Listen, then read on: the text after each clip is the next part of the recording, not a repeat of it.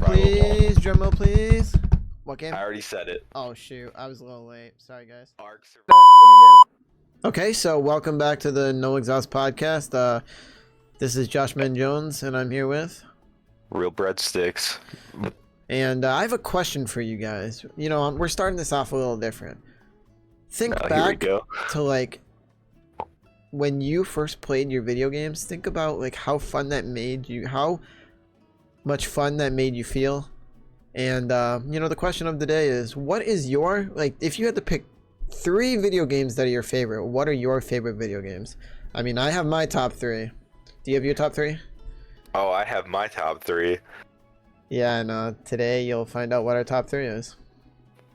That's the worst opening in any video I've ever watched. I'm joking. But yeah, that is the plan. We are going to, by the end of this podcast, we will tell you our top 3 favorite games of all time. God, it was so hard coming up with the top 3 for this video because I really had to think, like, what are my favorite? Because, like, I don't have favorite video games. I just have, like, a lot of video games that I like to play. Like, I don't play a lot of video games. Like, I don't play video games to play them and, like, complete them. I just play, like, all video games. Like, I've dabbled in a little bit of, like, every video game ever created. Yeah, and I think I definitely have my favorite, like, genres of video games, and we'll talk about that at some point in this episode because you know what my favorite games are. But oh, definitely. I think I kind of based my list on how much I've played that game, and then obviously how much fun I had playing that game. Yeah. 2 of the games in my, like, top 3 are just, you know, straight up games I had too much fun playing, so it's like... Yeah. Well, anyways, so, yeah. So yeah, if you guys couldn't tell, the topic of this podcast is going to be games. Gaming. We brought it up in the past on how much we've played games at a certain time. God, we played so many games. I mean, so to start it off, yeah, it's been a flipping huge part of, I think, both of our lives, sadly. Oh yeah, sad. I don't even want to say sadly. You know, I'm glad. I don't want to say sadly, but let's be honest. You know, back in middle school, I think we both can say there were some times where we were just straight up shut-ins. Oh my God. Okay, so we have to get the elephant out of the room here, Mason. Since this is a conjoined podcast between me and you, the whole audience is probably wondering, how the heck did we, like, what games did we play together? Well, here we'll just. Where did we start? We'll just start from the beginning. I don't know what most people's, like, start to video games are. I presume it's like the Xbox or, you know, something normal. Yeah, or if you're an older audience, like maybe the first Nintendo.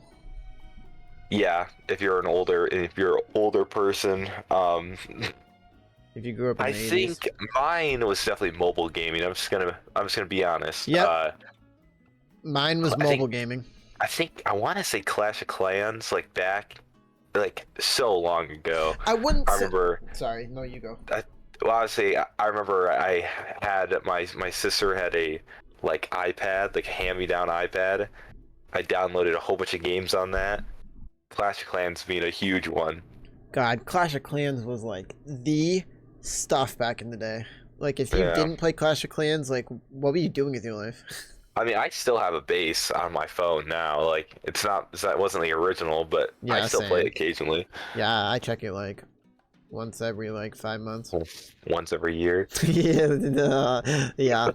But no, I like going on it, you know, realizing that how much life has changed, and then getting off the app because it makes me too sad.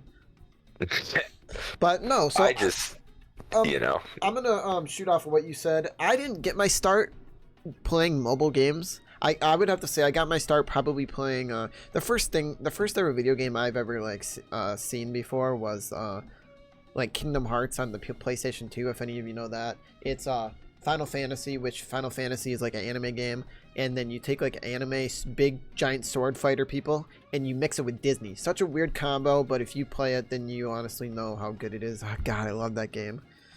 But I didn't really get my start in mobile games. But I would have to say, and then obviously I got a DS Lite, and I played the heck out of my DS Lite until I one time took my DS Lite and I tried balancing it, and it fell on the floor and it broke, and all I heard was coming out of like the speaker, and I'm like, I started bawling my eyes out. I'm like, Mom, not my DS. And I'm like, honestly, I'm kind of stupid for doing that in the first place. But I do have to agree with you. Mobile gaming. But you balance your DS. Yeah. I was trying to do like a trick shot with my DS, but it didn't work. I don't think I've ever heard that story before, honestly. That's crazy. Well, was that DS Lite that flat one, or was that just a normal DS? No, right? That was like a 3DS. Yeah, that's a right? 2DS. 2DS. Yeah, I got it for like $150, but then it went on sale for like $75 like a month later. The DS is a huge one for me too. I'm not gonna lie. I think that was like my first like. I don't want to say console, but like actual. That's a console, like actually something. Would you call it a console? It's a handheld console. It's something that wasn't mobile, you know. So. Well, technically. If you want to be frank, it's technically mobile because you can take it on the go. Well, true, but we all know when you're playing that DS, it did not feel like you were playing your phone. No, it did not. When you're over there playing like I think honestly, I probably played Mario Kart 7 the most on my 3DS. Yeah. But like if I was playing that shit, it's not the same as if I was playing Clash of Clans. No, definitely not. But I would have to say like I got my really start, like I did my hardcore gaming, like mobile games. Like Jetpack Joyride was a big one for me. I remember I got the Golden Piggy Jetpack, if you know, Mason, the Golden Piggy Jetpack. Yeah. If any of the viewers know, yeah. I spent like a month trying to get it. Wasn't that like the big thing? Yeah, that was like the most expensive one in the entire game. Yeah, I remember. Then I'd play Temple Run was huge. Oh my god! Wow, great. Even that Fruit Ninja game. God, I loved Fruit Ninja. I don't know if I've told you this story multiple times, but I remember my parents. So my parents would get my sister had a whole bunch of like. You know, she had a whole bunch of technology. She had like all the cool stuff. She had like the iPods and stuff. My parents, I don't think trust me. I didn't have a good track record. I'm just gonna say of being responsible with things that I had. Especially when I was a kid, I'd break a lot of things. Yeah. I like to think mostly by accident, but I remember they got me this. We might bring that up later. Never mind. Well, continue. When I was an actual kid, I think I broke the stuff by accident, but that's besides the point. Probably. When I was older, you weren't cognizant enough. Yeah. I got this tablet. It was called a Navi. Yeah. If you guys watched the first podcast, then you know all about the Navi. Did we talk about the Navi in the first podcast? Yeah, we talked about the Navi. Not a lot, but they know what the Navi is. Really? Yep. Honestly, the Navi is like a fucking like it's like a like an ancient relic. I don't even know where it came from. I don't know where my parents found it. I got it. I honestly don't even know what it is, to be honest with you. All I remember was back then it was a cool you know, I was like, oh, I finally got my own iPad. Little did I know this is not at all like an iPad. Yeah, it's like a device you used to tap in to like listen to. My point with that is all those games are on there. You know, I had my Fruit Ninjas, I had the Jetpack Joyrides, I had a whole bunch on the Navi tablet. Yeah. Damn, I'm about to get a Navi tablet. Don't get me wrong. They had some shitty games on the Navi tablet because it was supposed to be Elmo teaches you ABCs. Yeah, it was supposed to be like an educational device. I think it was like I remember there was like this Wave Crasher game on it that was kind of sick.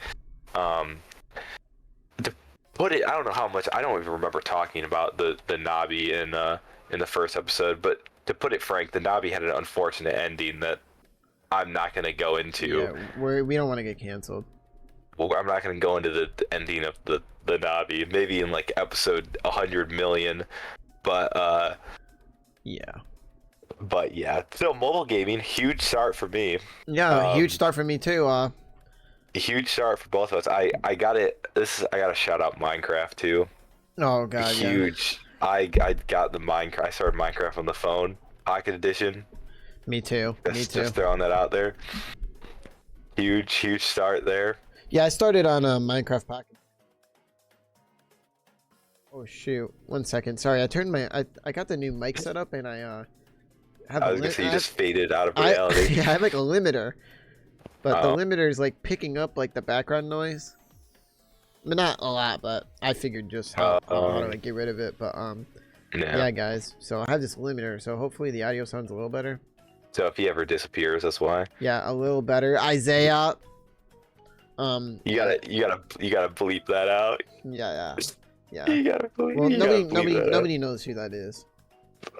Honestly, I think you should bleep it out because that'd be fucking hilarious. I'm not gonna lie. Just a big like. Nobody knows what. That would be.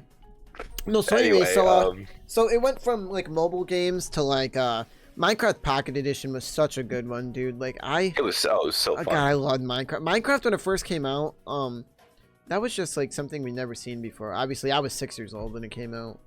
I think you were 7. I think I was 7. That was 2011. I didn't. I don't. When did Pocket Edition come out? Because that was when I started getting into Minecraft, honestly. Because it was just all phones for me. Yeah, I have no idea, but do you remember the Minecraft Pocket Edition like demo? I think I do. I don't think I ever played it though, honestly. Yeah, I played the Minecraft Pocket Edition demo. All you could do was creative, I think, or maybe survival. It was either creative or survival. That's all you could do, and you had like half the inventory. I think it was creative. You had half the inventory of you know, if you bought the full one. Yeah. Which that's what I liked about it. Not what I liked cool. about it. I liked that you just didn't have to pay for it. All I Because you know, remember when I'm a kid and I'm poor. the original man, you remember like when you went into creative and Pocket Edition, they had like the set things in your hotbar. I never understood that. Like it was like brick and like wood and shit. It was like a just weird shit they had They did have some pre-thrown weird to your- stuff. pre-thrown to your Yeah. hotbar. That's besides the point though. So should we should probably just say our top, you know, our third favorite game now. Yeah, honestly, what would I We're mean, gonna space it out between the whole entire podcast, but we're gonna do one in the beginning. So yeah, we can. What's your favorite game? So my third favorite game of all time. Third favorite game of all time. I'm not gonna lie, I might get some heat for this because I've seen some like I like to see like the general like how do I word this, like thought process on this game, or like what the general community thinks of this game, and honestly it's not good. I think most people think this is a dog shit game, and to some degree I see why, but my third favorite game of all time is Drumroll please, drumroll please. What game? I already said it. Oh shoot, I was a little late. Sorry guys. Ark Survival Evolved. Dang, Ark Survival Evolved. What about it? So, first things first, my favorite games of all time are survival games. Okay. Minecraft being one of them. Then again, I'm gonna be honest with you. Minecraft kind of gets just boring. I don't know. That's probably that might be a hot take. That game is a kind of hot sucks take, but I ass agree now. with you. Like, it's just, I don't know. It's just like maybe if I got the computer stuff, which I've always been a console warrior, if I'm being honest. But maybe if I like downloaded crap ton of mods, it'd be more entertaining. Yeah. Then again, I would have to play on Java, and you know my thought process on that. Yeah, you just don't do that. Yeah, but it's, I don't know. I just think Minecraft's boring. With that being said, Minecraft was the original survival game. That's what got me into all of these. What got me down the the survival game rabbit hole. And I think all survival games are just my favorite games of all time. Like that whole entire genre. I think it's really fun. Why? Why do you like survival games? I think it's just, it's like just the thought of like, doing your own thing to some degree. Like you have to survive, obviously. That's the whole point. And you can just do whatever you want, kind of, to some degree. And most of them I like because you can, most of them have stories too. Yeah, they obviously do. The stories aren't really good. No. Even Minecraft, to some degree, has a story. Which, Minecraft story made me almost cry the first time I saw it when I defeated the Ender Dragon. You want to explain that really quickly? How are you crying during the Ender Dragon fight? No, like I fought the Ender Dragon, and then when like the credits roll out, it's like time and space. Why are you here? Oh, We're just pixels in the world. And I I'm like, never, I never understood the Minecraft ending thing. I was like, what the hell is this? yeah, I watched a whole video on shit, I like a think deep dive of like explaining it. Which I was about to say, I think I watched the flipping MatPat video when I was a kid. wait, After like MatPat did after make a video on that. I was gonna say after I fought the Ender Dragon, I think I watched the MatPat video and I was like, what the hell is this? Yeah. R.I.P. MatPat, by What the the- way. I think everybody Yeah, I can't everybody believe. knows. Yeah, R.I.P. MatPat. can't believe MatPat died. No, um, MatPat didn't die, guys. yeah, That's kind of but, sad though. He'll be but back. the game theory channels are gonna die. I'm joking. I have full faith. With this being said, I don't even watch MatPat anymore. I'll be honest. I tune in occasionally. I think his stuff's interesting to some degree. Hmm. I don't watch him as much as I used to back in like middle school. Yeah, no, me neither. But there's Yeah. a complete other tangent. Ark. I've played so much of Ark, and when I first played Ark, I thought this probably be a hot Yeah. take. I thought it was just Minecraft, but just better. I was like, it's more realistic. It has multiple different maps, even though, yeah, I get it. Like Minecraft, you can literally make infinite worlds and generate whatever you want. That's cool to some degree. But I was No, like, yeah, I get what you mean. this is just Minecraft, but just better. It's, there's dinosaurs in the game. Like, why the hell not? That's sick. You can tame them. You can do whatever you want. There's That huge is boss sick. fights. There's more than just one boss fight because, let's be honest, the 100th time you've killed the Ender Dragon, it's not really the same. Doesn't really No. matter. The No. Wither isn't even like Yeah. a proper boss, in my opinion. Yeah, I'd but have to agree it's with still you a there. cool boss, but like, Uh, so I played the shit out of Ark, and You'd have to yeah, say Ark is your third favorite game. I think it's my third favorite game of all time. I mean, just the pure amount of time I've wasted playing Ark, I think, I think it deserves a spot, honestly. Yeah. What makes you like Ark other than like just like, cause you say you like survival like games in general, but what makes you like Ark in specifically? Is it the fact that it has dinosaurs? Well, listen, I think you'd be lying if not every single, if you were like a teenage kid, not necessarily a teenage, but just like a kid in general, and Yeah, you like didn't 10, like dinosaurs. 12. I'm sorry, I went through a dinosaur phase when I was a kid. With that being said, I did start playing Ark when I was a teenager, so take that for what you will. Yeah, But I love dinosaurs too. I agree. Dinosaurs are dope. I think to some degree, I thought Ark had a lot of replayability. It does. Maybe it was the different maps, because it is. I kind of get what people might be looking at me like, what the hell do you mean replayability? You're really doing the same thing when you start each game. You have your, you team up a team. You're eventually fighting bosses, whatever. You can just do whatever you want. Like, I know I keep saying that, but that's like a survival game in a nutshell. You don't even have to fight any bosses. You can explore the map. There's caves and stuff to explore. It's just it's so fun, in my opinion, at least back in the prime of Ark. Yeah, I really do like I was addicted to that game, like nonstop, hours at a time. yeah, It was just so fun. I'm about to give what the viewers want right now, a little bit of banter. But I'm gonna have to say this right now, Mason. Like I respect people who like survival games, honestly. Like they are Really? some of the most fun. They are the most fun I don't games ever. respect them. Shut the fuck. No, but like I respect them. That like they're some of the most fun games ever. Like I have to admit, just the fact that, like you say, you can do whatever you want. But what I'm gonna bring up, what I have to say is, I don't like the amount of. How do I say this? I don't like. They almost seem like they're not polished enough. Like their animations can be weird sometimes. Yeah. Like grabbing, when you go and you grab like resources, all you do is you just put your hand out, and you put your hand out again, and then you put your hand out again, and they magically just float into your inventory. When you're mining a tree, it's like mine, and then the whole tree just like disappears randomly. I was gonna say that, despite Ark being my second favorite game of all time, or not my second favorite, my third favorite, it definitely doesn't have, no faults. It definitely has its problems. But I would just say that's like most like, because like they don't want to take all that time to make like a game that has like chopping animation where like you chop the tree down and then like parts of it break off and like do a whole bunch of stuff, and then like when the Yeah. tree falls over and then you have to like take the tree and you have to cut it up into sections, and you know they take their time and they actually make like a good like game, like good gameplay and I good will story. say, So they leave a lot out that like isn't in a lot of other games. I will say for Ark specifically, that game has been out for so long that Yeah. like I think it's been out since 2015. It is kind of crazy that some of like the game is still kind of like to some degree a buggy mess at times.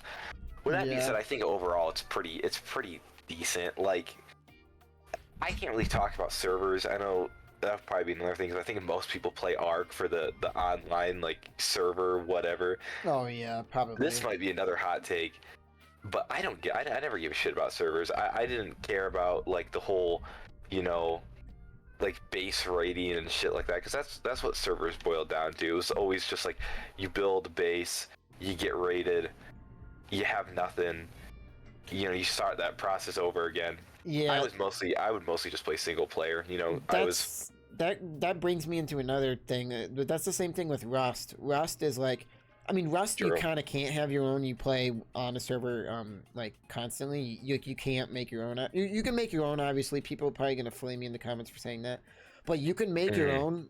But like when you play, you have to actually have like a whole like domain and like make yourself, like with Minecraft and with Ark. But like you can't just like host your own server and like for yourself with Rust. You have to play on a server that's already made, and they have a whole bunch of official ones.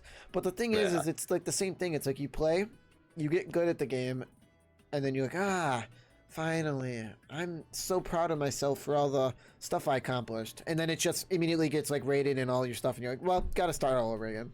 Yeah, and it's like so hard to build up from square root one. That's what annoys me in like survival games, because you make such much progress that can be gone in an instant. And like you said, Minecraft is also kind of suffers from that. If you like die in like lava or whatever, you're kind of screwed. And yeah, but see, that's kind of the interesting thing, because like in Minecraft, like if I die in Minecraft now, if I've been playing the game, I just don't have any ambition to like start over again. No, me but neither. with Ark, it was kind of different. It's like I kind of almost not necessarily wanted to start over, but I would. You know what I'm saying? If I died and lost everything. With that being said, since I played single player, you with Ark is kind of the same thing with Minecraft. Honestly, with me, like when I die, sometimes I just like get off. But when I die, it's almost like I kind of want to restart over, because you don't lose all your you don't lose your base and everything that you put in a chest, and like you don't lose your whole house area. You just lose like all your stuff in your inventory. So like I would be like, and what I like about Minecraft is I like all the animations. Like when you go to a tree, you can like see the tree get like more, have like the little spider effect like when you break the tree, or any block in the game. I really like their like animations. It's like a little bit of crack, a second amount of crack, and then like a third amount of crack until the whole thing like destroys. I don't know. It just makes it satisfying. Minecraft might be the most polished like survival game, unironically, which is funny to say, but you can't really go wrong with the animations in Minecraft because they're so simplistic. They're simplistic in a way that like you're not expecting it to be anymore, and like they like, it's almost like your expectations are so low with Minecraft that when you play it, I mean, you're almost like met with the expectations and even more. Yeah. I mean, like, there is, I don't have a problem with the way a game looks. I just want to get that over with. Like, I think, older games can be fun, and I think Minecraft is like that to some degree. Now, I know Minecraft has been updated over and over, but let's be honest, it hasn't really changed for the most part, and it's kind of I don't want to say an ugly game, because it's not anymore, but like... No. It's definitely an interesting looking game. Yeah, but like it has its place. I mean, let's be honest, we all started with it. Yeah. We did. But like I said, Ark. It's just addicting, just nonstop. Yeah, I guess if you Really find fun. that one game that just scratches an itch for you, you just can't get enough. Yeah, It's I almost will like a say there drug. was a I will say there was a new arc that came out, Arc Survival Ascended. Um, I did get it. Unironically, I kind of like the old one better, Why? and What's wrong I with don't. you? Right now, if I'm being completely That's what honest the with you, devs are it's saying to you. yeah. If I'm being honest right now, it's just the lack of content. I I don't know about like I hate the island. This could be another hot take. I think all Ark people love the island. It's like the original map. I don't like the island at all. I think it's a boring ass map, if I'm being honest with you. That's And crazy. That's crazy you'd say that. yeah, and that's the island's the only one that's been out since Ark Survival said it got released in like November of last year, and you know, I just can't be bothered. Maybe if they release any other maps at all, if they ever do, then maybe I'd play that one. But I don't really play Ark anymore, to be honest with you. No. But I will say Yeah. Ark Survival Ascended looks amazing. Yeah, does it? Like Got I was Unreal Engine just 5. gonna say that. What about like the graphics? Isn't it their whole like scheme? It was just like Unreal Engine 5 arc. I think that was the main gimmick. It looks great, and honestly, if they release another, if they ever release another map, I'd play again. That's cool. Because it did feel like Ark, except when You'd that play came out, it was again. also a buggy mess, even for the new Like you didn't Xbox. Even play all the so, time. I don't play much of Ark anymore. In fact, I haven't played a new survival game Dang. more Yeah. recently. Yeah, we'll talk about that later. We're saving that for later. I mean, Yeah, we'll I don't know we'll why talk I about it a am bit. saying that. I don't have anything against it, but we'll talk about that later. So, But you low-key have things against survival games, but yeah, I that's do besides for the like point. no, I do because like you're the only person who plays with me in video games, and it's like that's all you want to play, and it's like I'm literally just sitting there walking around on a plane, like there's nothing for me to do because I'm just so Well, bad at them. I feel like to some degree you don't want to learn how to play them. No, I Which don't, honestly, because if like you it's just so like, long. if you're not, yeah, if you're not into it, then I get that. Look, Like it's because just like, so long. It's like so much time you have to do to like get the resources, get all these weapons, get all these, build a house, do this, do that, and yeah, if the game doesn't like hit that serotonin boost that I need in the first like 10 minutes of the game, then I just don't want to play it. Like Minecraft is barely scratching that itch for me. Like I can just play Minecraft, but like any other game, like I don't like games where like you build, like you get materials to build stuff and then you go into the menu and you can like craft an entire wall, like those kind of games. But I like games where you go and you have to like build it all by hand, kind of thing. Which is Minecraft cool. is cool by that. I mean, it is a sandbox at the end of the day, Yeah, more that's than what I like anything. about it. So, yeah, I I mean, think building I stuff is like cool. sandbox games a lot. Like I actually will play sandbox games like Terraria. I mean, I don't like Terraria too much, but Terraria is another one I could think of. I just need Even like a Minecraft, good. like we keep on saying.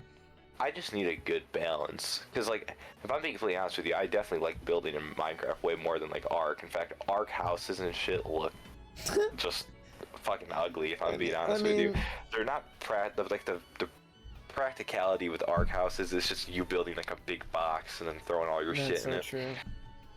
Which to some degree, I don't think I ever really played Ark for the building. Obviously, I've played it for pretty much every single other feature. No, but But with that being said, I think, if that's your thing, I think that can make a game great. And I think that's what made Minecraft great. But I also want a balance, is what I'm trying Yeah, to get I at. agree. Like, Minecraft is like, it's just like, if building's all there is in Minecraft, which in my opinion, the state that the game's in right now is pretty much it. And it just gets boring after a Yeah, while. I Like, I agree. could build a whole entire city, and then it's like, what then? Go kill the Ender Dragon for the 14th time? Yeah, it's just really Minecraft boils down to like And they keep adding new blocks that adding more nobody's stuff gonna to use. yeah, it's really Minecraft boils down to like adding more stuff to make your building good. Like all I really like doing in that game is like building, and if the way I have to get the blocks means I have to go kill the Ender Dragon or kill, some monsters, then I'm okay with that. But like True. I don't like how people play the game solely just for like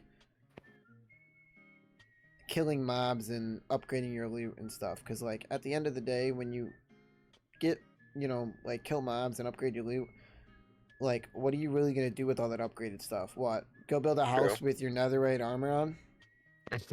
Pretty much. Because like That's pretty much obviously what you can go fight the Ender Dragon and go fight, you know, all these enemies, but at the end of the day, the main reason of the game is like to eat food and like build. It's really all it is just to build.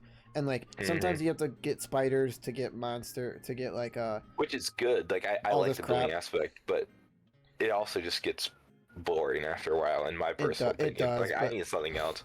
Like they're adding other bosses to the game, but it's not like the Warden was the newest one, which kind of counts as a boss, but in my opinion, it doesn't feel like, even if it's like stronger than the Ender Dragon and stronger than the Wither, it doesn't feel like you're fighting a boss. It just feels No, like it you're doesn't. fighting another mob, even if it can one shot you.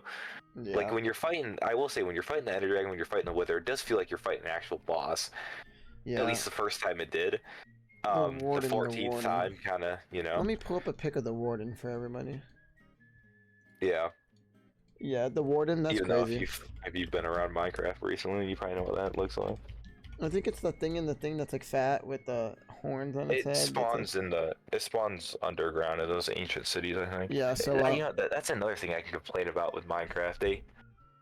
Some people might be saying like, oh well, you know, Mason, they are adding like structures. In fact, in the newest update, they're adding that like what the fuck they call them, like trial chambers or some stupid stuff. Yeah, okay, so this is the Warden.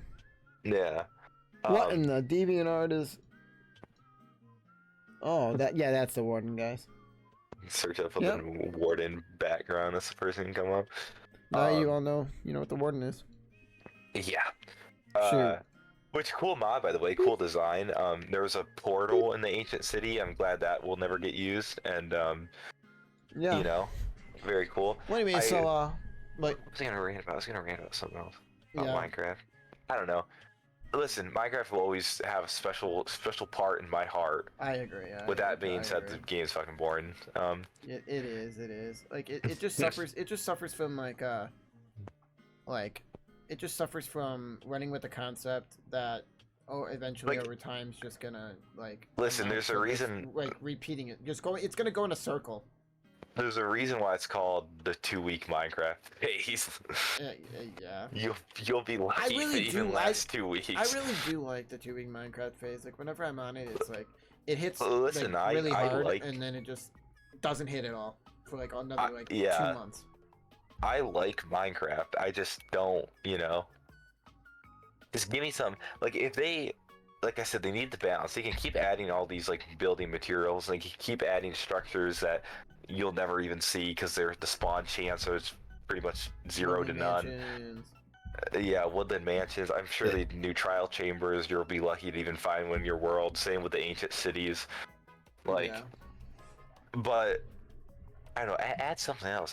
Add something to freshen up your game. I know they probably don't want it to get too complicated. I think I will say, Ark, that could throw people off. I think that's what threw you off from Ark, is the game's a bit complicated, but yeah, the game. Listen, you can't. In my opinion, you can't keep the simplicity of Minecraft, especially if most people who are playing it aren't even kids anymore. Yeah, true. Well, anyway, so yeah, go to your third game. I've ranted way too long about survival games. Nah, you're good. I mean, they're one of your favorites. Mm-hmm. And this episode's about gaming, so the viewers know. So picking a third one for me was kind of difficult to do because, like, I don't really have favorite games. I just have a lot of games that I play that, like, I like. So, like, there's not really, like, a game that I like for, like, a game standpoint. There's just games that I like for the whole, like, franchise, kind of. So, like, I know, like, Zelda's one for me that I really like. I really like those games. I like the whole like franchise and being in the ecosystem of like Zelda, Ganon, all those people. I like Kingdom Hearts with Sora and all of them. But like I don't know, it was really hard for me picking like top 3. But like I would have to say my third one. Let me think real quick. I just had it. My third one would be.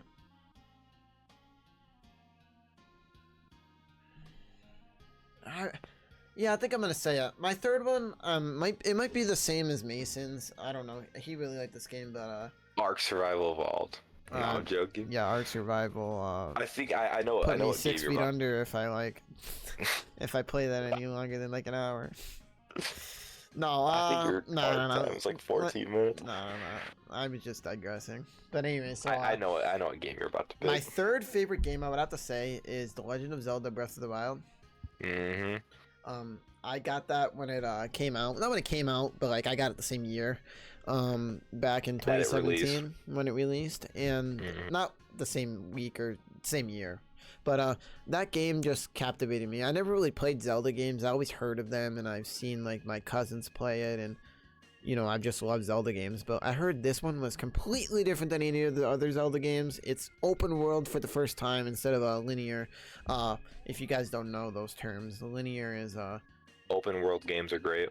open Just world. throwing it out there. Yeah. Okay, so I'll start with open. Open world games are you can go anywhere, you see it in the distance, you can walk to it.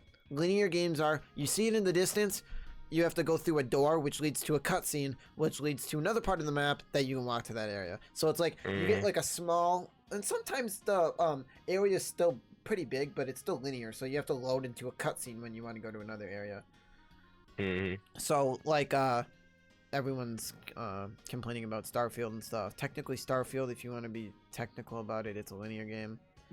But Did you see that's that a whole. TikTok I sent you the other day? Yeah, that was hilarious, dude. Starfield's fucking hilarious when that shit came out. God. Anyway, keep going. But no, Breath of the Wild, I think like has to be my top, like, my third favorite game.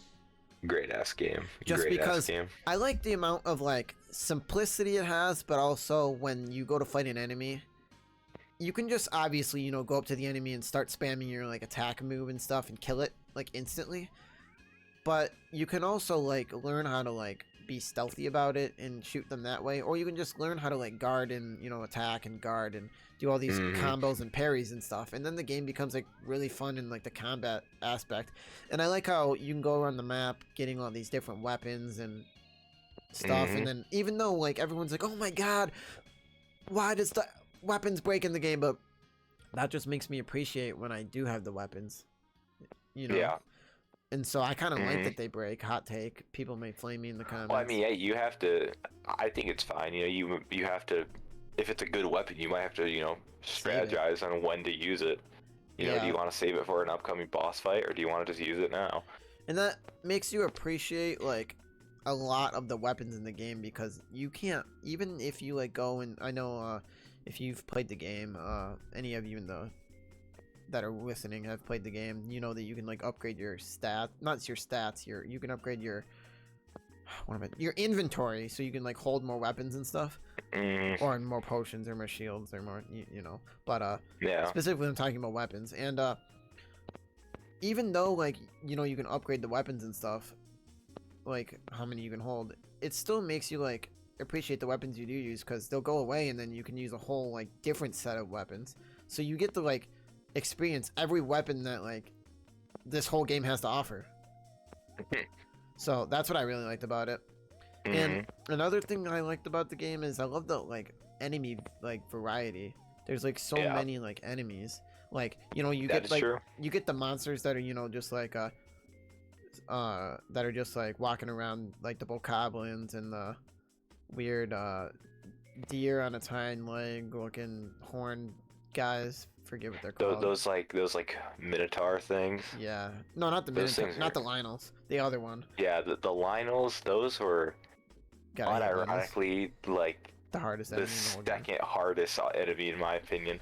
I might get in this later because spoilers. Breath of the Wild might be on my list too, if you couldn't already tell. But I guess we are friends. No, but well, I have an interesting story about Breath of the Wild, but we'll get that later on the list. But keep going. I like Breath of the Wild too, because it's just so peaceful when you're like walking around like the world.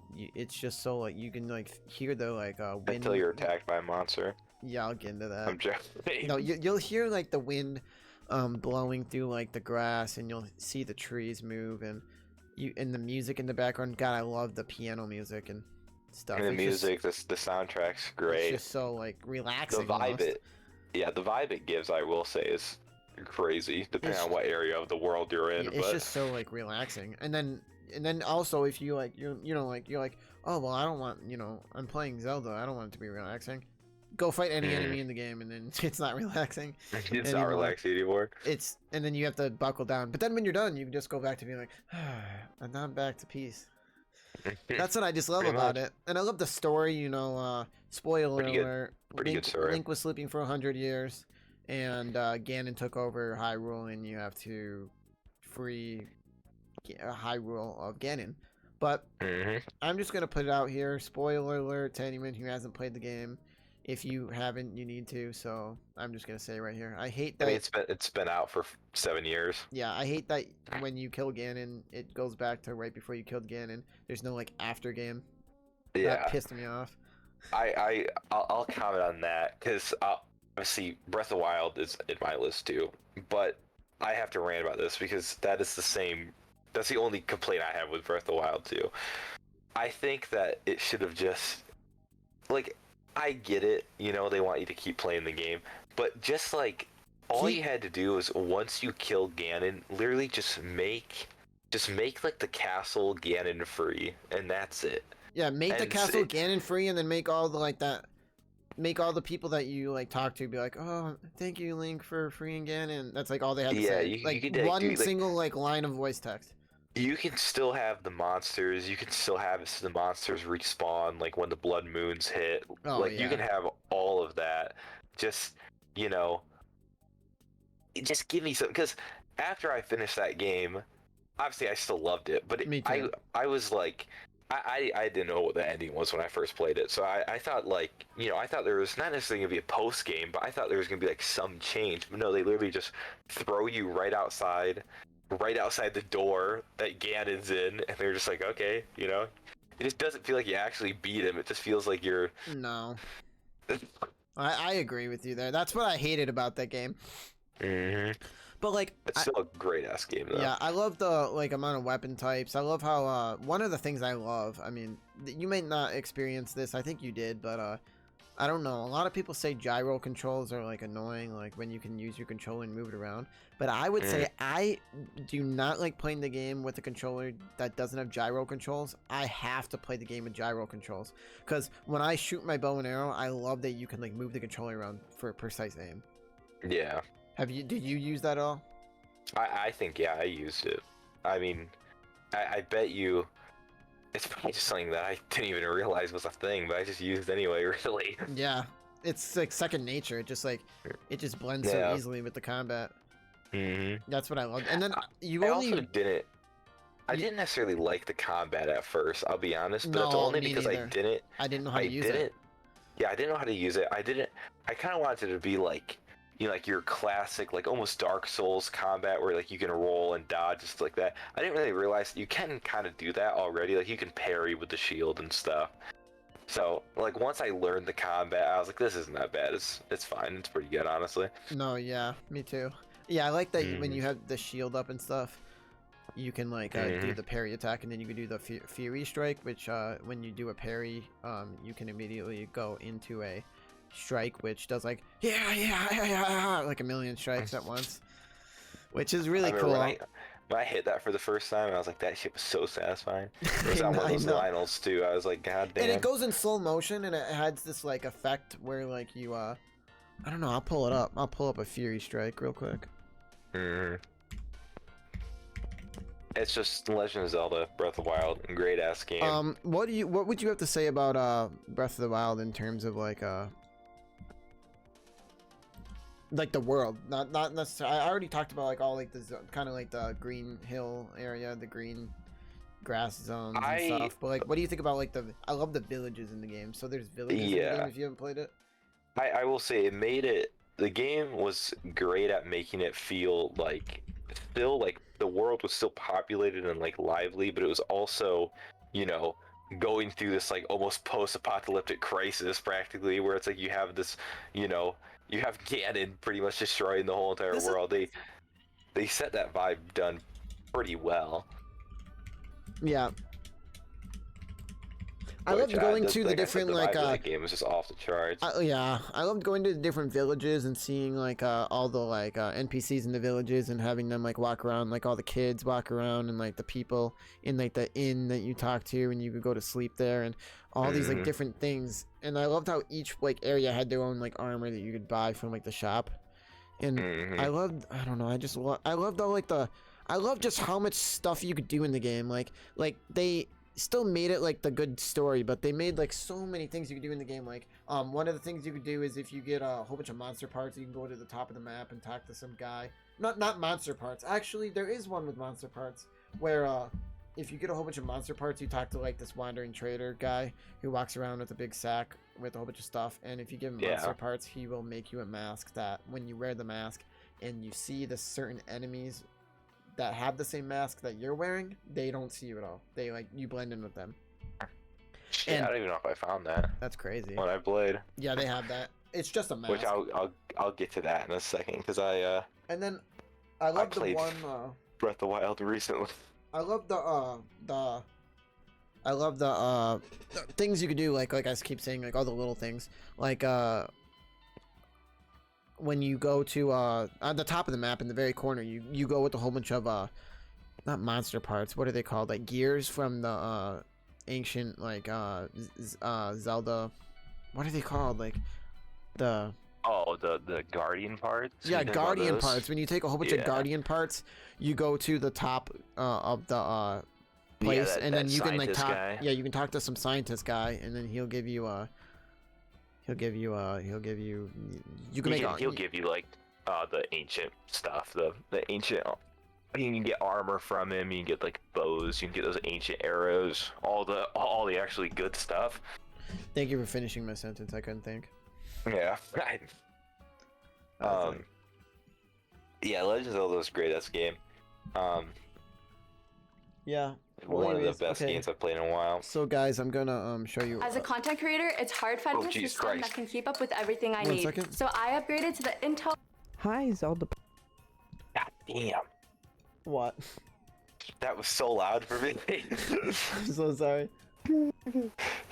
Okay, well if the viewers still have ears, we fucking. No. Only you can hear that. Oh really? Oh shit. Okay, 1 second. I'm trying to find a Fury Strike. I just put the flipping turn that shit down first of all, cause I'm gonna go deaf. Okay, guys, you're gonna shout out to Brickette is the YouTuber's name.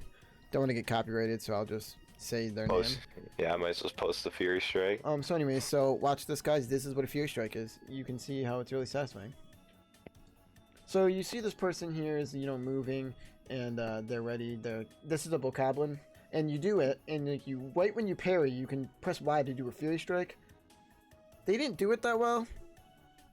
That was a pussy ass Fury Strike. There it is. Oh, I'm this just might be better. criticizing this guy now. Oh, it's so satisfying, guys. If you're watching, what was the guy's channel name again? Brickette. Brickette, if you're watching, that was a joke. Your Fury Strikes are great. Yeah, they are. But, you know, the last Fury Strike suffered from this thing that YouTube, I hate YouTube for doing this. I want to watch the last 10 seconds of the video without seeing your other recommended videos on it. Like, that's not your fault, Brickette. I just hate YouTube for doing that. I'm just not watching your content. I'm joking. Okay, Brickette, I'm joking. You got me bricked up. We're probably gonna have it. Okay, if I can reword. We're probably gonna have a YouTube rant podcast one day, and then we'll just get kicked out of the platform. Anyway, back to gaming. Yeah, I really like the way how they made it feel almost like alive, even though you were playing by yourself. Say, I think. What type of game is Legend of Zelda? What would you call that? It's an open world RPG. Just an open world RPG. I will say because it's a role playing game.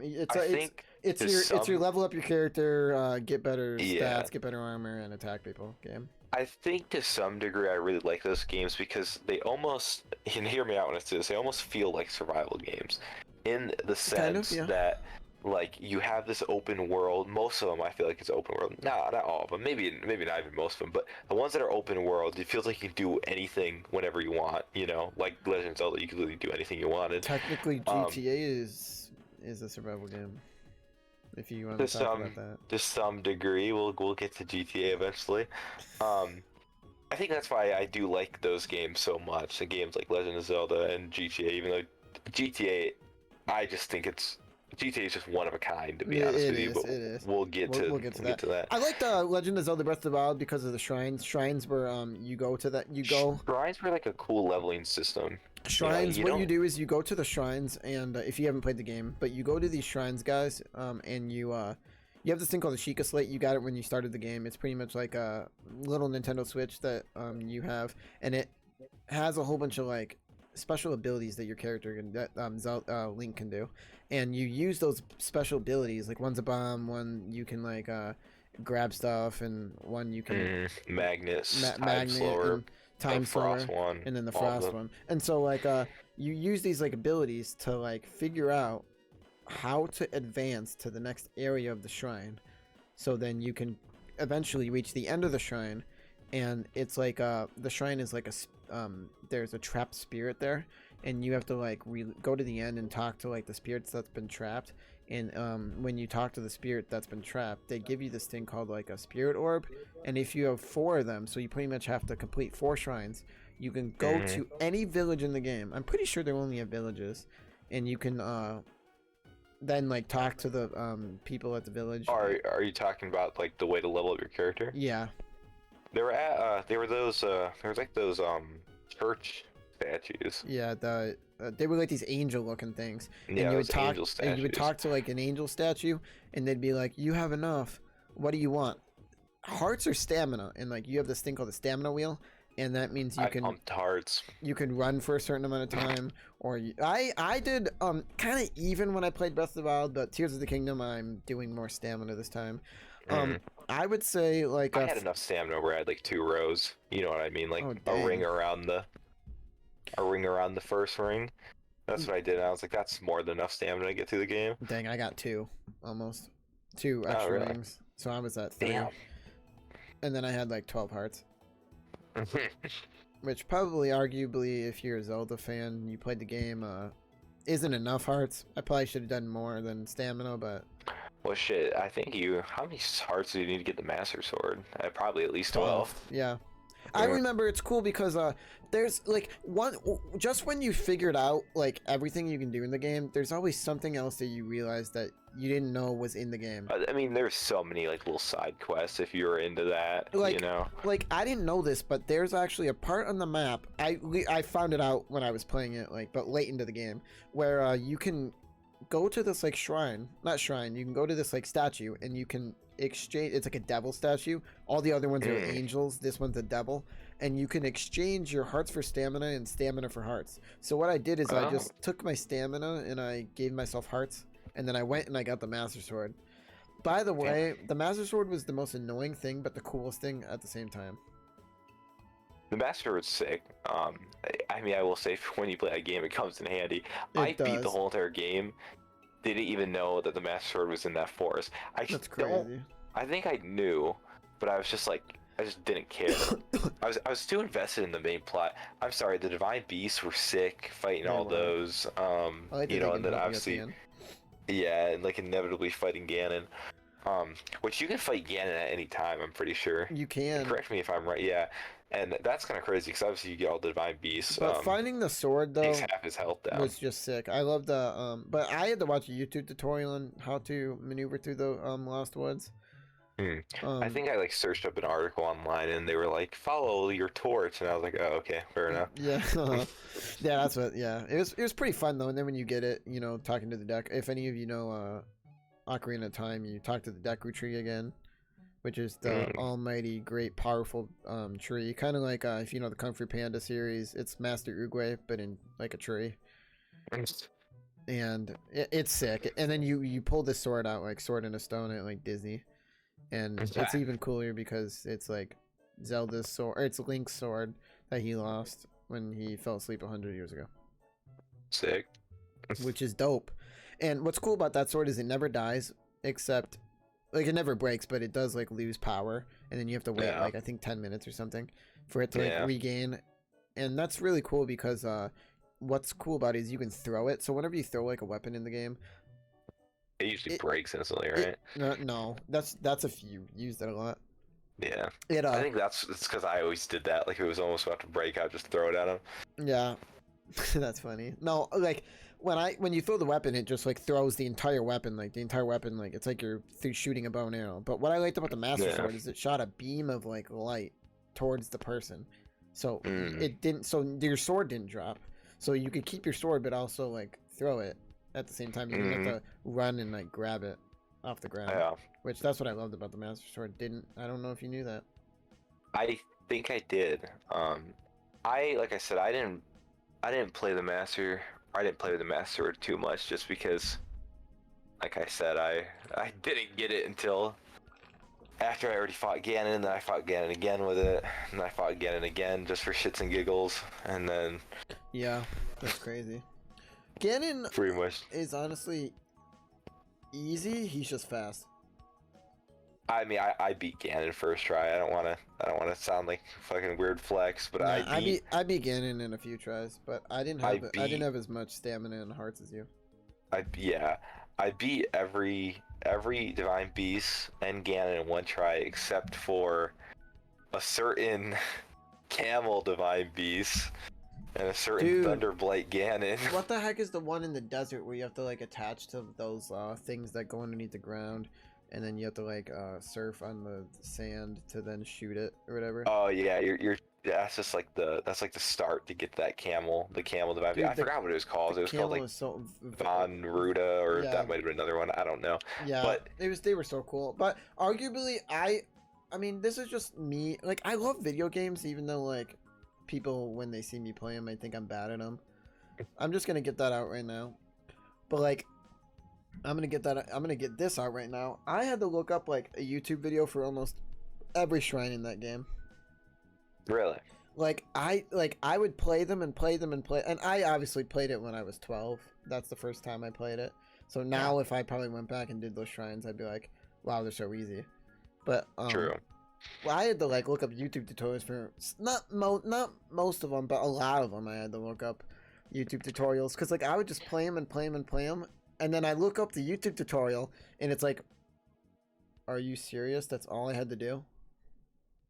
Yeah. And I'm like, I'm stupid. I was gonna say, maybe I'm a bit jaded, because I recently played Breath of the Wild. I'll say my Breath of the Wild story now. I was gonna say it later, but basically, I got Breath of the Wild. I want to say I got it in like 2020 or something, honestly. That's crazy. Just never played it for really no good reason. And then recently I was like, you know what? I'm going to play it again. And it was one of my favorite games of all time. Yeah, I think in the last podcast we talked about how like gaming's kind of like, you know, not the same anymore. And I still stand by that. But one thing that I felt like it was like the same was when I was playing Breath of the Wild. I'm telling you, Nintendo. That's why all Nintendo games just slap hard. Well, listen, I'm not gonna say all, but they do. Breath of the Wild slapped hard. I say that, but there's technically 2 Nintendo games that are gonna be in my top 3. That's crazy. My top 2 are both Nintendo games. But yeah, that like for technically your top number 1 is not Nintendo. Yeah, but aren't they like owned by Nintendo, or aren't they like partnered with Nintendo or something? Yeah.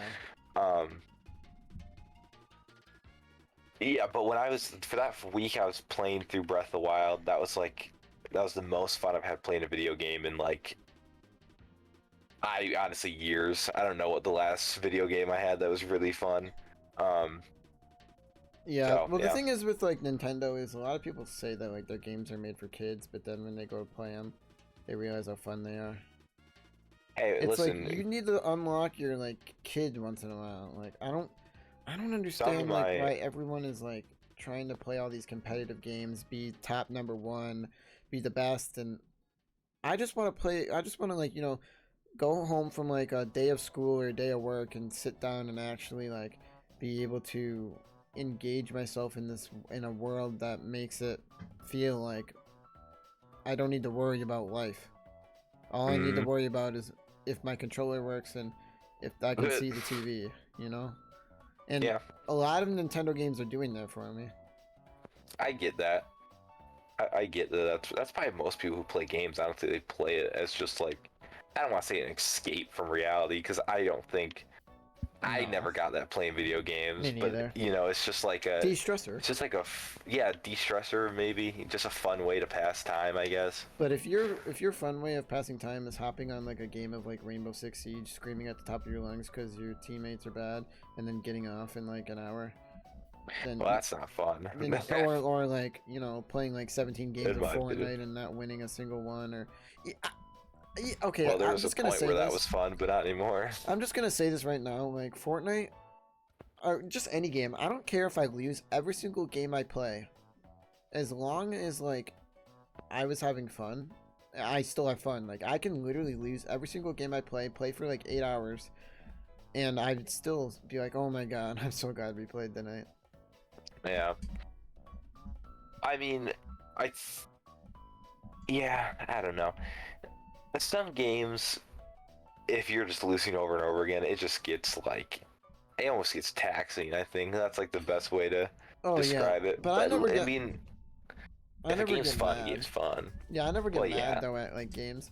I just like if I'm like I just can't play another one. We keep losing, then I'll just like hop off. But I never like am the type to like get like upset and start yelling at my like TV. I might be like, "What are you doing?" But I'm not like, "Oh my god, what are you doing?" Like I'm over here killing 3 enemies at once. Where's my team? You know, I'm just like, I'm like, oh, I'm guys, come here. I need help. I'm on him. 3 guys on me. 3 guys. They're shooting me. They're shooting me. You know, but I'm not like the type to be like dogging on my team just because like they're bad. I'm the type of people to be like, thank you for the help. You know. I was at one point, but I like to think that I've changed. Yeah. Think again. I'm just kidding. I don't know. I haven't played enough like competitive like games that have like scores. But I mean, I think listen. I think to some degree, I don't think anybody likes to go into a game and just lose. Oh no, obviously. Like but like I have the mindset that I'm gonna do good. I don't have the mindset knowing like, oh, like say if you're playing competitive, like I like going to the mindset being like, I'm bronze, I can only play at a bronze level, you know, like I'm not gonna win this game, but at least I'll play it because I need to get my rank higher. No, you need to go into the game being like, oh, I'm bronze.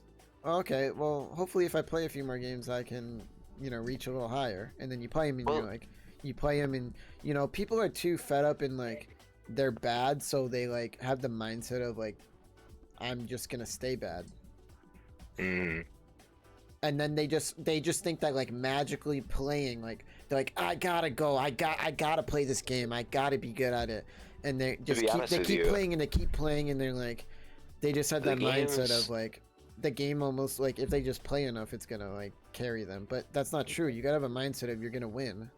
Yeah, I feel like everybody, you know, I don't go into games, you know, being like, oh, I'm gonna lose this. I suck ass at this game. Why am I playing it? Well, some games I do, but not most games. With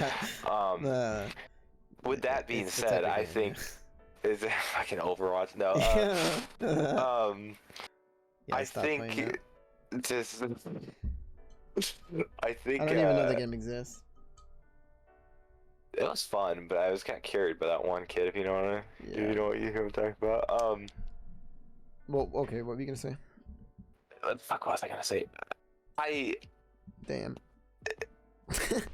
I have no idea what the fuck I was even talking about, to be honest with you. We were saying like you go into the game like each time you go into the game you have the mindset like you're good. I don't have the mindset like I'm gonna lose. With that being said, I think midway through the game you kind of realize when you're gonna fucking lose. You know, like midway, you're just like, this shit sucks. You're getting blown out. Well, yeah. In midway through the game, I have the realization if I'm gonna lose, like I'm gonna lose. But like, I don't have the realization I'm gonna lose. What does it matter? Why should we try?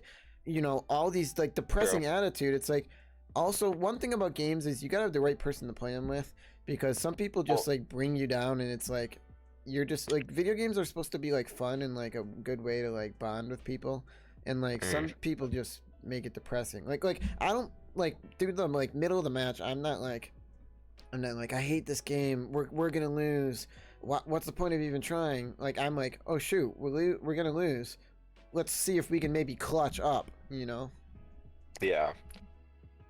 I will say, like I do agree with you that I don't understand people who play games and like get really angry at them, like that they only play games like that they hate. Basically, I don't get that, because like I'll be honest, I've had games I absolutely despise and rage at. Oh yeah, and to be honest with you, for the most part, I stopped playing them.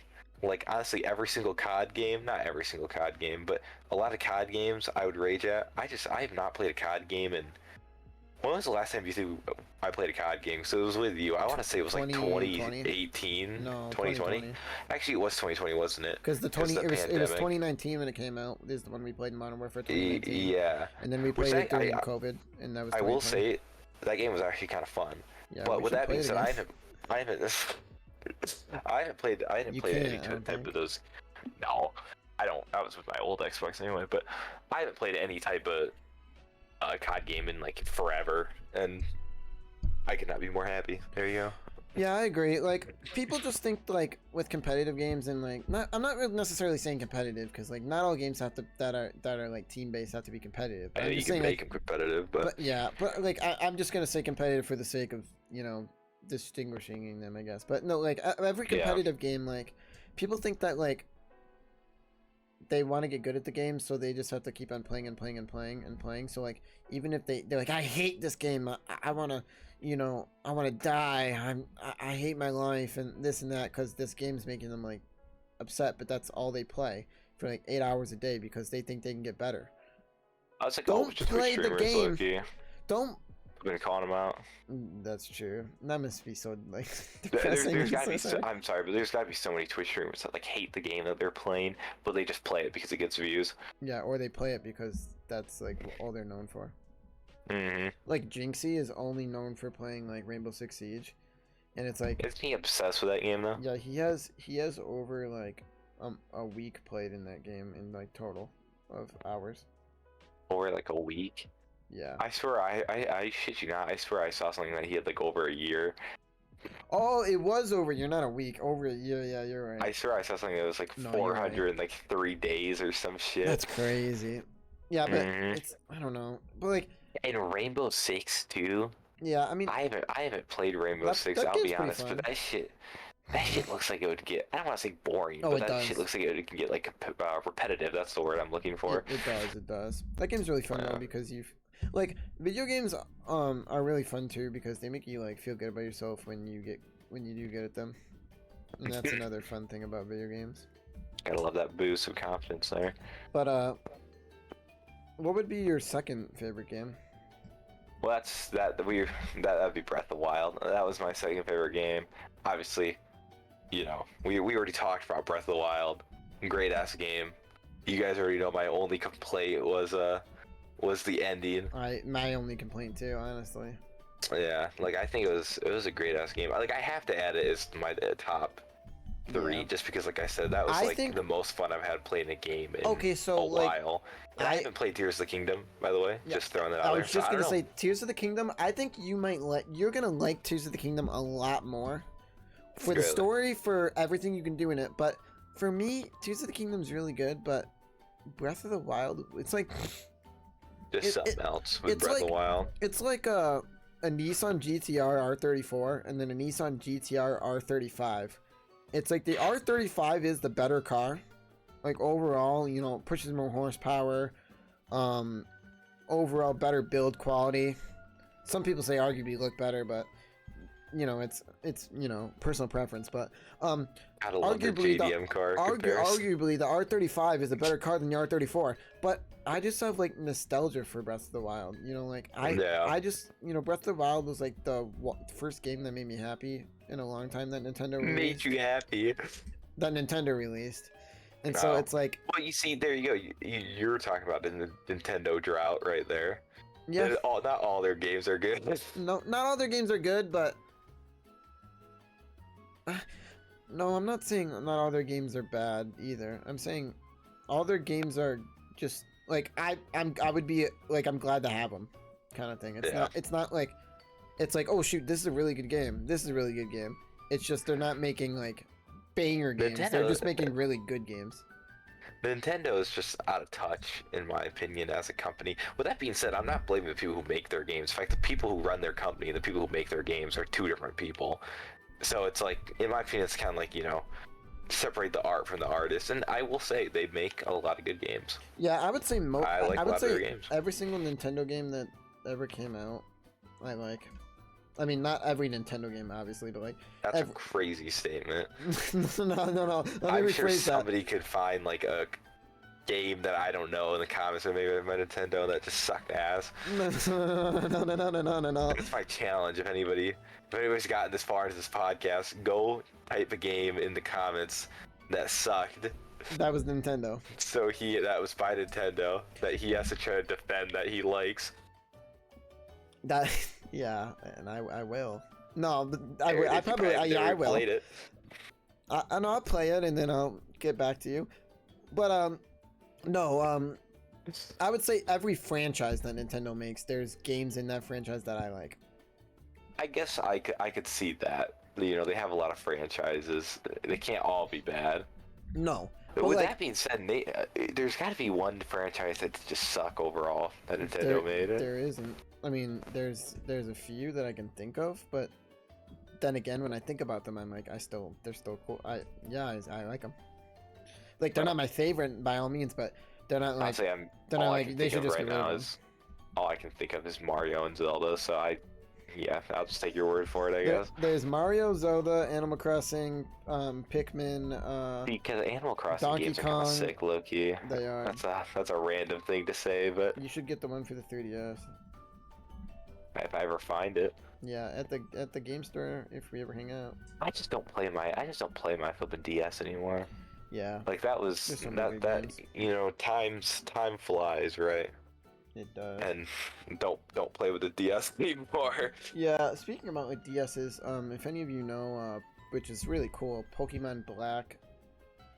They made a DSi, and I have the Pokemon Black DSi. It has Zekrom and Reshiram on the front. It's really cool. I got it for you're probably gonna be like, why? But I got it for $130, and it's really cool. But I just probably resell it for more. Yeah, that's what I was thinking. But I just feel so like not scared having it in my hands. It's because I want to play it, but I don't want to get it dirty every time I play it.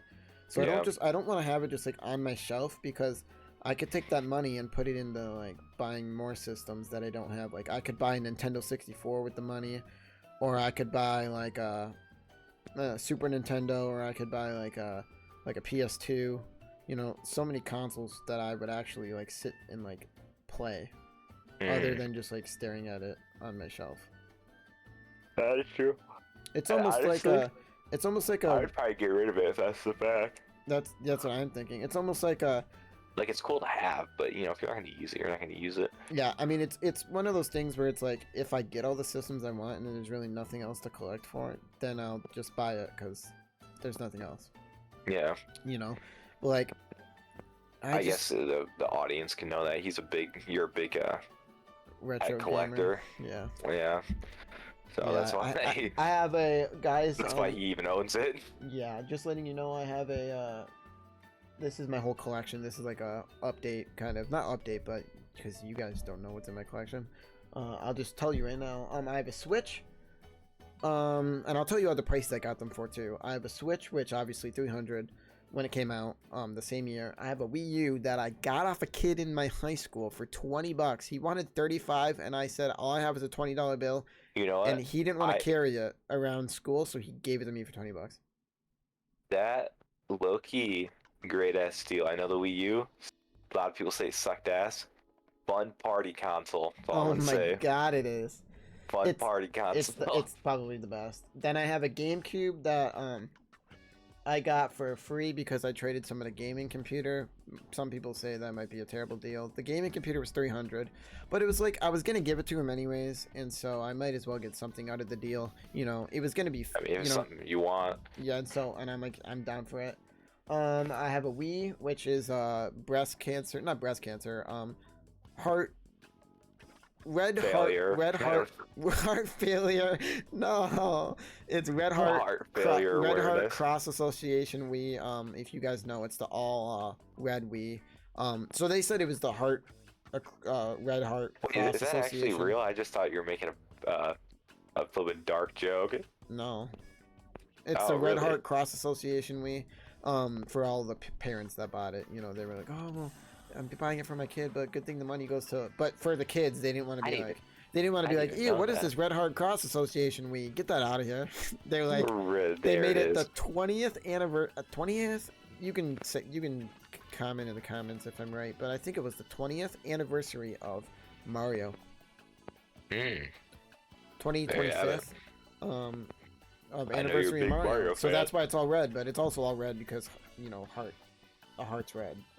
But yeah, at first Wii, I still have it from when I was a kid. When I got it when I was 6. It's dope. Oh yeah, I love it. Then I have original all white Xbox 360. Wait, where the hell did you get that?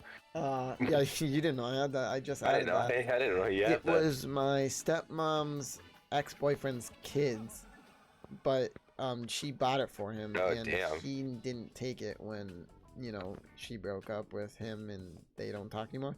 But he didn't take it. Taking the Xbox when you break up. He didn't take the Xbox, so I asked if I could have it. I cleaned it up.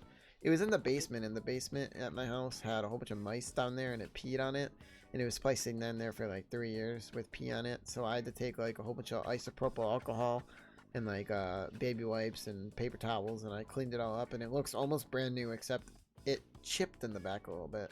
But besides that, it works perfectly fine. I have all my. I was gonna say, does it work? Yep, it works perfectly fine. I have all my brother's old Xbox 360 games, except the only thing is the wireless adapter that came with the original Xbox doesn't support new Wi-Fi.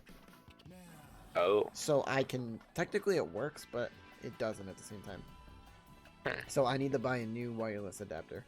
Because I have it's the fat Xbox 360, so the one that we played together, that was my brother's, was the Slim. Yeah. And the Slim had the Wi-Fi built into it on like a little chip. This one didn't. It had a little receiver, and the receiver doesn't work anymore, so I gotta buy a new one online. They're not that expensive. I think they're on Amazon. If any of you know where I can find it, let me know. Now you get to game on an Xbox 360, even though you have an Xbox One. Yeah, not all the Xbox 360 games work in the Xbox One, which is crazy. That is true. And yeah. No, I mean, that's still cool. Guess when the Xbox 360 came out? This surprised me. I just realized that. I mean, I already knew, but like I already knew. When do I think the Xbox 360 came out? I just recently heard it again, and I was like, I'm gonna say. You're probably looking it up. No, I'm not. I'm gonna say 2010. I don't know if that's too late. I feel like that's too late, honestly. Came out in 2005.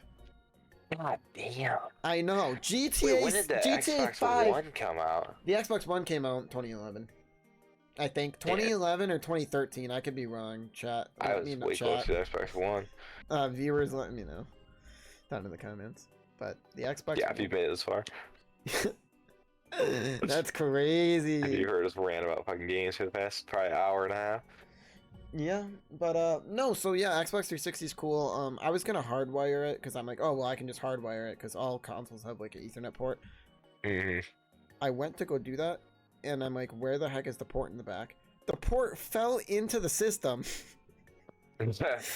Like I'm like, that drop on the way up the stairs did not make the port stay on. Yeah, I dropped it while I came up the stairs, and I'm like, no, not the 360, no! And it like slid all the way down the stairs, and I'm like, oh my god. dropped it going down the stairs. Not going up the stairs, and then it went all the way Going up back the down, and I stairs. had to go and like grab it. And I was It's just kind of funny. every bone in my body just cracked. As soon as in you half. find an Xbox 360 breaks. Yeah, no, but but Xbox 360s are so hard to open up. I was gonna like open it up and see if I could like just put it back on, because that wasn't soldered. It was like you just put the pins inside the hole. Yeah. For the port, and I was just gonna see if I could just put it back on, but those things are so hard to open. If any of you ever worked on a 360 original, they're really hard to work on. So yeah, and Can't then, say I have. and yeah, and so I have a Game Boy Advance, an original Game Boy Advance. I have a Which Game that's Boy sick. Advance SP. The Xbox 360. Yeah, I got it for free, obviously. Yeah. The Wii I obviously got for MSRP back in whenever in like 2011. I have an Xbox One S, which I got for $280. It said it was on sale, but It's just one S. it Oh wasn't- yeah, it wasn't on sale. that's the Sadly. original one. My dad was like, "Oh, well, you better pay me back because I'm giving you the money." I'm like, I thought it was on sale. I never gave him the money back. Yeah. It's okay. I mean, I don't know what he was expecting. Yeah, I know. But I have a regular Game Boy Advance. I bought that at my local game store. You might say I overpaid for it. It was $75 for a regular Game Boy Advance. That's the sideways Game Boy. God damn. I know. That's just how much they're going. Oh, Game Boy Advance SPs are like $150. $125 Dude, to that like shit- $150. That shit's cool. I just can't get around spending that much Me money neither, on something me like neither. that. 3DSs nowadays, like the big Especially ones. since there's certain ways that I'm not going to go into that you could play those games. There are, yeah. You could just emulate it. I mean, we don't promote that, No, but I don't promote it, but I don't say it's not something you shouldn't do. well, I think a lot of people are doing it. With that being said, there's also Game Boy games on the Switch with that thing. There is. With the Switch online, whatever the hell it's called. Which that's interesting that they even did that to begin with. Yeah, I think So, that's I mean, kind of like, cool. With that being said, I do think the Game Boy's a cool like console. I think it's sick. Yeah, but I wouldn't pay that price. I mean, I did. I but... just wouldn't pay that price. And then I have a Game Boy Pocket, which I got that at the local game store for $50, which that was an okay deal. Game Boy Pocket can only play Game Boy and just Game Boy games, which is like just original Game Boy games. It's like the original fat Game Boy, except it's a lot slimmer and it's flat. The original fat Game Boy. There you have it. And it's like like that but flat and smaller. I got that for $50. Did I say? Yeah, $50. My Game Boy Advance SP I got for MSRP when it came out, but it was my brother's, so I didn't have to pay anything for it. Then I have a Game Boy Color, which the Game Boy Color I got it for $30 at a pawn shop. They wanted $50, and I talked them down to $30. That was the deal of the century. Something that also makes me mad is I had Pokemon Crystal at that same game shop, the pawn shop, and it didn't save. And at the time, I didn't know how to replace the battery in it. Now I do, and I'm so upset because I took it back, and they're like, "Oh well, you can get the same game if it's over there, or you can just get a different game, or you can get your money back." And I just asked for my money back. Now I got it for $12. Now that game is going for like $80. Damn. And I'm like, I should have just ran with it and replaced the battery myself. True. And then I have my $30 Game Boy Color, and then I have a Game & Watch, those new Game & Watches that they came out with. It's like a throwback to the original Game & Watch. It's the Legend of Zelda Game & Watch, if you've heard of that. I've probably heard of it before. They're at the store. The little handheld console that plays like 3 Legend of Zelda games. And then I have a Nintendo Classic, one of the mini ones. I have the Nintendo, like an original NES, the mini console, which is pretty cool. I got that one for, I think, MSRP, obviously. I think it was like I want to say like $100. Huh. And that's pretty much Shit. all the games I have. And then I obviously have I have Guitar Hero, and I have DJ Hero, and that's about all the gaming accessories I have too. We should probably talk about that. That's Guitar Hero's flipping slapped hard. God, Guitar Hero is amazing. Great ass game, Guitar Hero. Been another shaped my childhood. Why do you love Guitar Hero? It's just, it's just fun. Think of it. If you're a kid and you don't know how to play any instrument at all, because let's be honest, you're musically inept. Yeah, unless you were slaved as a kid learning an instrument. Like you were. How about no. Hop on your Wii, for me at least, yeah, and go jam out, pretend you're actually a rock star and you know what you're doing. Boom, there you go. That's what I would do at least. And there's 3 levels of difficulty, so it you can play on easy, which is just a way where you could be like, oh my god, look, I'm playing the song. And then if you want to actually impress people, you can go up to like hard or expert, which I don't touch hard or expert. I'm usually a medium guy. I'd agree with that. Medium's fun. Medium's like a fun way to be like, I like adding that extra note in there. Like, look at me, I can add an extra note, but not enough to be like, look at me, I do nothing with my life, and I learned how to master this game. But that game's really fun. The game to pretend you're something that you're not. Yeah, I really like the song selection in the games. They satisfy me enough to be like, I like that I have this game, but they don't satisfy me enough to be like, this is the only game I need. That's why, like, I want to pick up some of them. I only have Legends of Rock and World Tour right now. I want to pick up some of the other ones.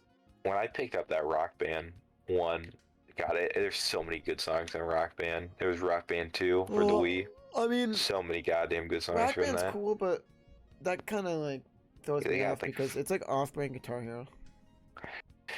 True, but low-key, the song choice makes it worth it. That's what I'm thinking. Listen, Guitar Hero song choice is not bad by any means, but like I played Rock Band and they had like Man the Box by Alice in Chains and shit. That's crazy. And I was like, that song slaps hard. Man in the Box. The flippin', there it is.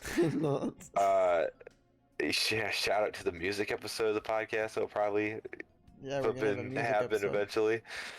Then we'll explain our music taste then, but just great ass songs there. What's your second favorite game of all time? Did I say it? No, you never said yours. You asked what mine was, and we went another rant. What did you say your second favorite game was?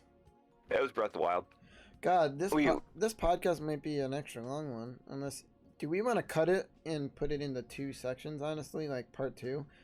That may give us more. That may give us. I mean, I know we said we weren't going to do that, but that might honestly, we may have to, because I don't want to have a video that's over a certain amount of time. And if people are hooked enough, they're going to watch part 2. Yeah, we could. But then again, making an extra long podcast was not that bad. I mean, for like the a 2-hour long. Listen, that's an actual that's actually podcast length right there. Damn. I say we let it rip. If they're gonna watch it, they're gonna watch it. If they don't, then we all know part 2s never do as good as part 1s. Yeah. Okay. Yeah. Okay. So So what's your second favorite game of all time? My second favorite game. Okay, so when I think of video games, I think of like, the story and everything like that. But I think about like the replayability and the what you can like do on like. What am I trying to say here? Like, the replayability is a factor of what makes a favorite game. For me, I think I see where you're going with this. Also, like what it can do on like, because gaming, I don't use gaming just to play like a game that's really good by myself. I use gaming to play like with like people, and I like you can hop on with your boys and have a good time. Like, I like what gaming can like bring and like open up for like the like bonding experience with like friends and family.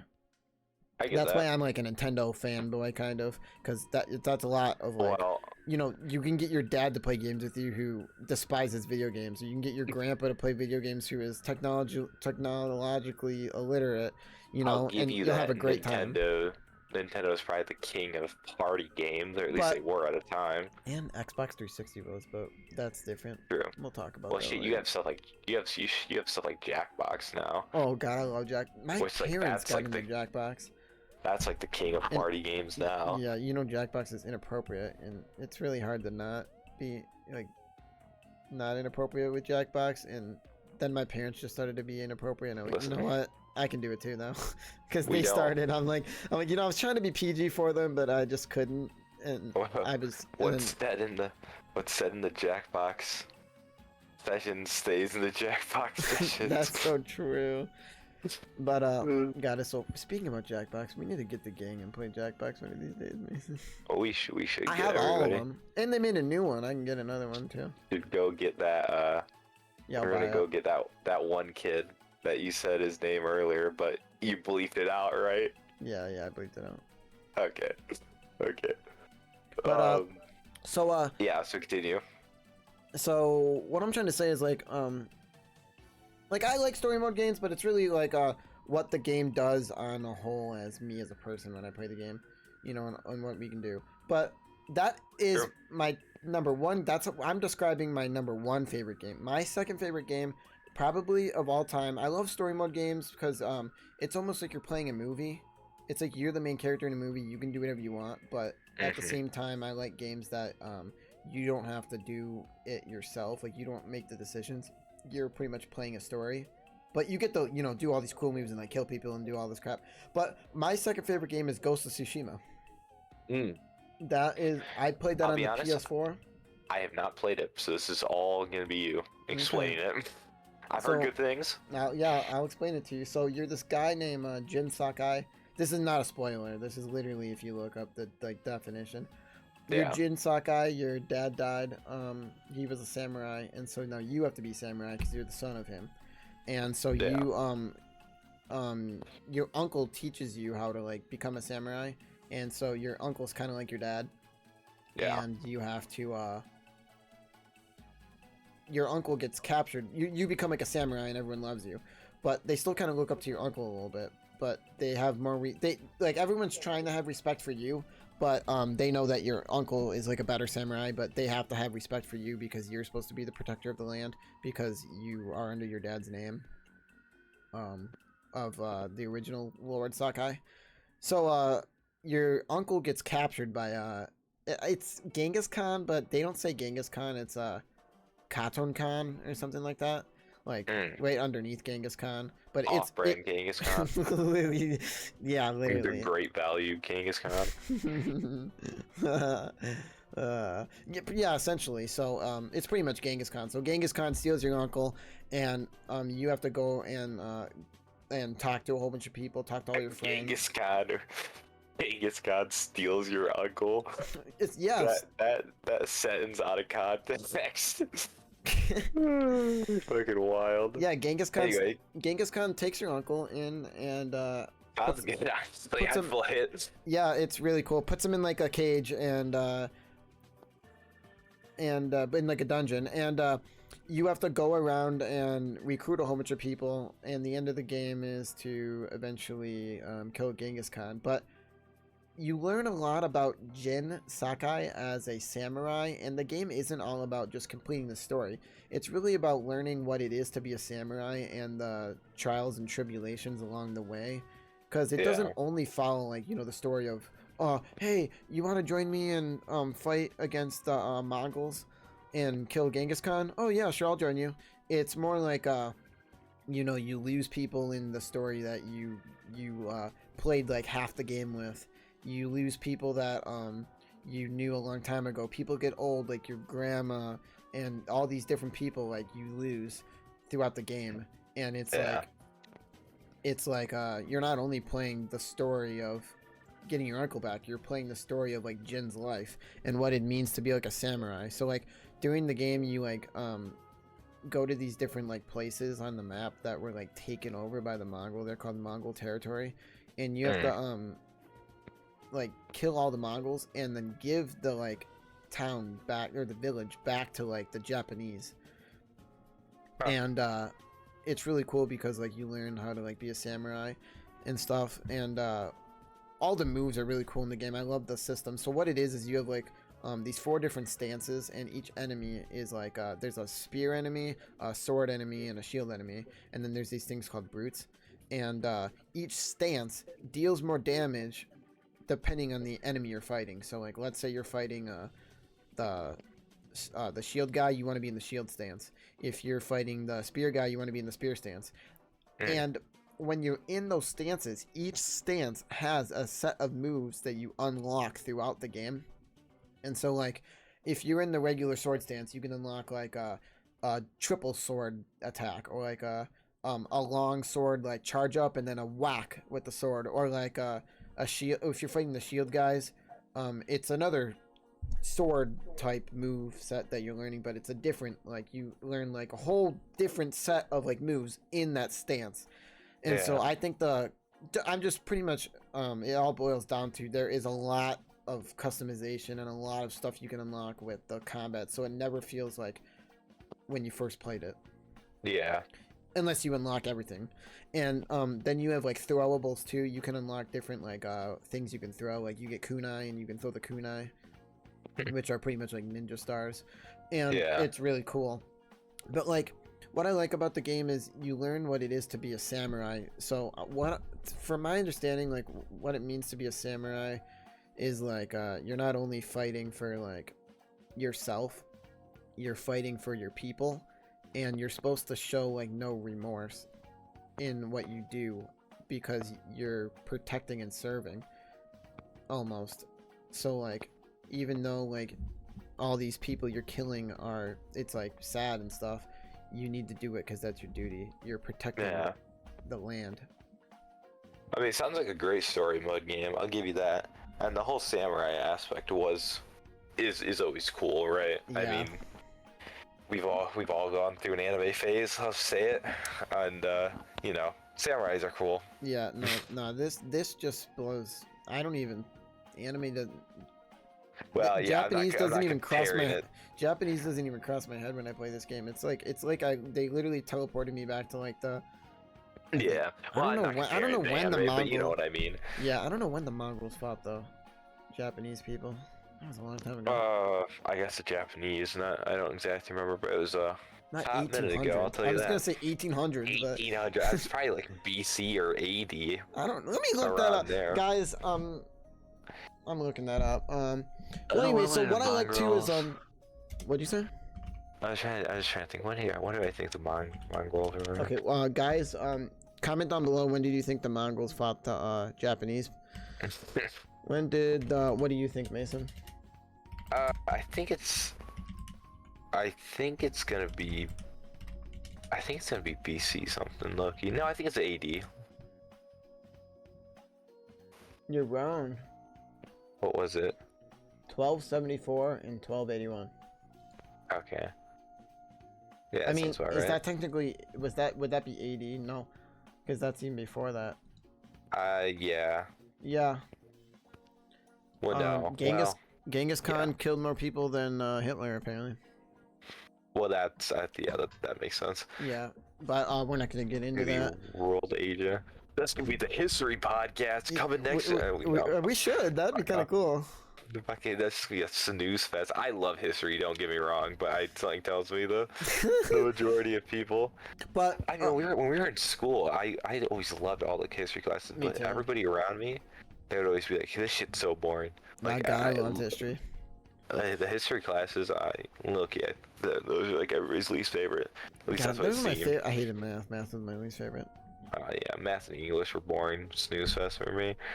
Science was kind of fun, but yeah, whatever. But so like in it too, like you're not only learning about what it means to be a samurai, you're learning Jin's story. So like what's cool about that is like Jin kind of goes off the beaten path and does what he wants instead of like obeying his uncle. Yeah. And so like to really get his like uncle safe, he does what his uncle doesn't want him to do. Like so what you're supposed to do as a samurai is you're supposed to show like no remorse and kill people like as quick as possible. But like he poisons a whole bunch of Mongols, and apparently that leaves the people suffering. You're supposed to like be like swift and like short with your kills as a samurai, but he that's called the ghost. That's why it's called Ghost of Tsushima, because you're turning into a ghost. You're leaving the samurai like kind of like ways that like your uncle and your dad had, and you're creating your new path, which surprisingly, if you played the game, everyone loves that about him in the story. But great game if you love samurai people and everything. It's just samurai people. That game's just amazing, and it's so sad. There's multiple points in that game that made me like want to like scream at the TV and also cry at the TV. I did cry a few times. Isn't it only PS4? It's only only PS4. They might bring it to computer, but for now it's only PS. I would lend you my PS4 to play that game. I mean, like I said, I've only heard good things. But I think it won't. Did it win Game of the Year, or was it Shafted? Maybe it was Shafted. That was Sekiro. Was it Sekiro? Which I hate to say it, but I don't like how depressing the Souls games are. Yeah, all the Souls games. That's why I like Ghost of Tsushima because I love the vibe of Souls games. They're just too hard. I suck ass at them. I mean, our other friend. I mean, I don't know if I'm friends with him, but this other guy that he's friends with, I know, Mason is. He's like, oh, it's just because you're a little baby. You're a bit, you can't. It's depressing, but like, there's nothing wrong with it. I can still play the game and be perfectly fine. I just don't like that it's like a dark, like sad theme. It's like, oh, you're. I'm kind of the opposite. I love dark fantasy. I like sick, epic, like action adventure. Fair enough. Well, I love the dark fantasy vibe, and I think Souls games do it perfectly. They do. With that being said, like I said, I just suck ass at them. But like, I'm just not good at. But if you guys have ever, I know Assassin's Creed is a game that is well known. If you ever know that, if you guys know that game, let me know down in the comments what's your favorite Assassin's Creed game. Mine probably has to be 3 or Brotherhood. Those are probably my 2 favorite. But I never gotten any of the. If any of you know them, that's kind of how Ghost of Tsushima plays. It plays like an Assassin's Creed game. No, as being a history guy, you would love Assassin's Creed. Yeah. I think you should try them out. Maybe I should play Assassin's Creed at some point. I don't know. It just you're a guy named shoot, what's his name? What is the guy from Assassin's Creed? I'll give you a short little thing. Desmond Miles. I didn't even Google that. I just had an epiphany. Desmond Miles is part of this research team that creates this thing called Anubis, I think. I'm probably butchering the name, but it's like this little computer chip thing that like you go into the simulation and it throws you into the world of Ezio, and Ezio is an assassin, and so you're pretty much playing inside of a computer simulation, and you're Ezio, which is a real person back in the day. And you like are Ezio, and you go and you get to experience what it was like to be Ezio back in the day. And Ezio was an assassin, and so you go to Greece and Rome and Italy and stuff, and you go and you jump on rooftops, and you have like objectives of who you're supposed to kill, and you go to the people you're supposed to kill, and you are on rooftops, and it's all about parkour. So like you're always like jumping from building to building, trying not to get seen. And what you do is you jump off like rooftops and go to people, and you have this thing called a hidden blade, and you can like shoot the blade out and like murder people. And there's like a whole bunch of like cool cutscene animations when you like kill people. Like you might kill them and it might like slice their neck, and then like the sword might go through their like neck, or the sword might go through their body. But and then you have a whole bunch of other moves too. It's all the Assassin's Creed games are different combat styles, but they're all the same like style of like game. It's just different combat styles. 3 had the coolest combat style, I think. But I mean, I wouldn't play the new games. I mean, if you really are upset at the visuals in the old games, then play the new ones. But I would say the most fun ones and the ones I would recommend are the older ones. Like if you play Brotherhood or Revelations or even Assassin's Creed 3. And so Assassin's Creed 3 is like during the Revolutionary War. That's really cool. And so you get to be on like a ship in the where all the Englands go to America. The England. all the Englishmen, all the British people go to America. That's gotta be. But yeah, it's really cool. So I would You're really selling America here. Damn. Yeah, all the England. No, all the Englishmen, all the British people go on a ship over to America, and it's really cool because you get to they like spend like a whole like couple of years going to the places where this game's supposed to be taking place, and they literally like study it and go on vacations there to like take pictures and get back information so they can make the game as accurate to the time period they're trying to make it. I'll give them less dedication. So if you like history, I would honestly play the game. And it's sick being an assassin. I don't know about you, but it sounds cool. It's really cool. And the games aren't that long. I think the longest game's like 30 hours, but nothing that you're not used to. Yeah. I don't know, it's kind of goes back where it's just I don't really have any ambition. I don't know, I guess ambition to some degree, just to play new games. I don't know, it's just, even though this whole podcast is dedicated to gaming, it's just getting into new games just isn't the same anymore. I don't know. Yeah. I mean, if a game. With that being said, I have to bring this up because it's new, and this is a game I've been playing for a while. Recently, I have to bring up Pal World. Okay. Basically, it's a survival Pokemon game. Basically, if Ark and Pokemon combined. Not a baby. I'm not gonna lie, this shit slaps hard. Like, I'm just being honest. Ark's obviously one of my favorite games of all time. I'll be honest, Pokemon might be up there too. A little foreshadowing there.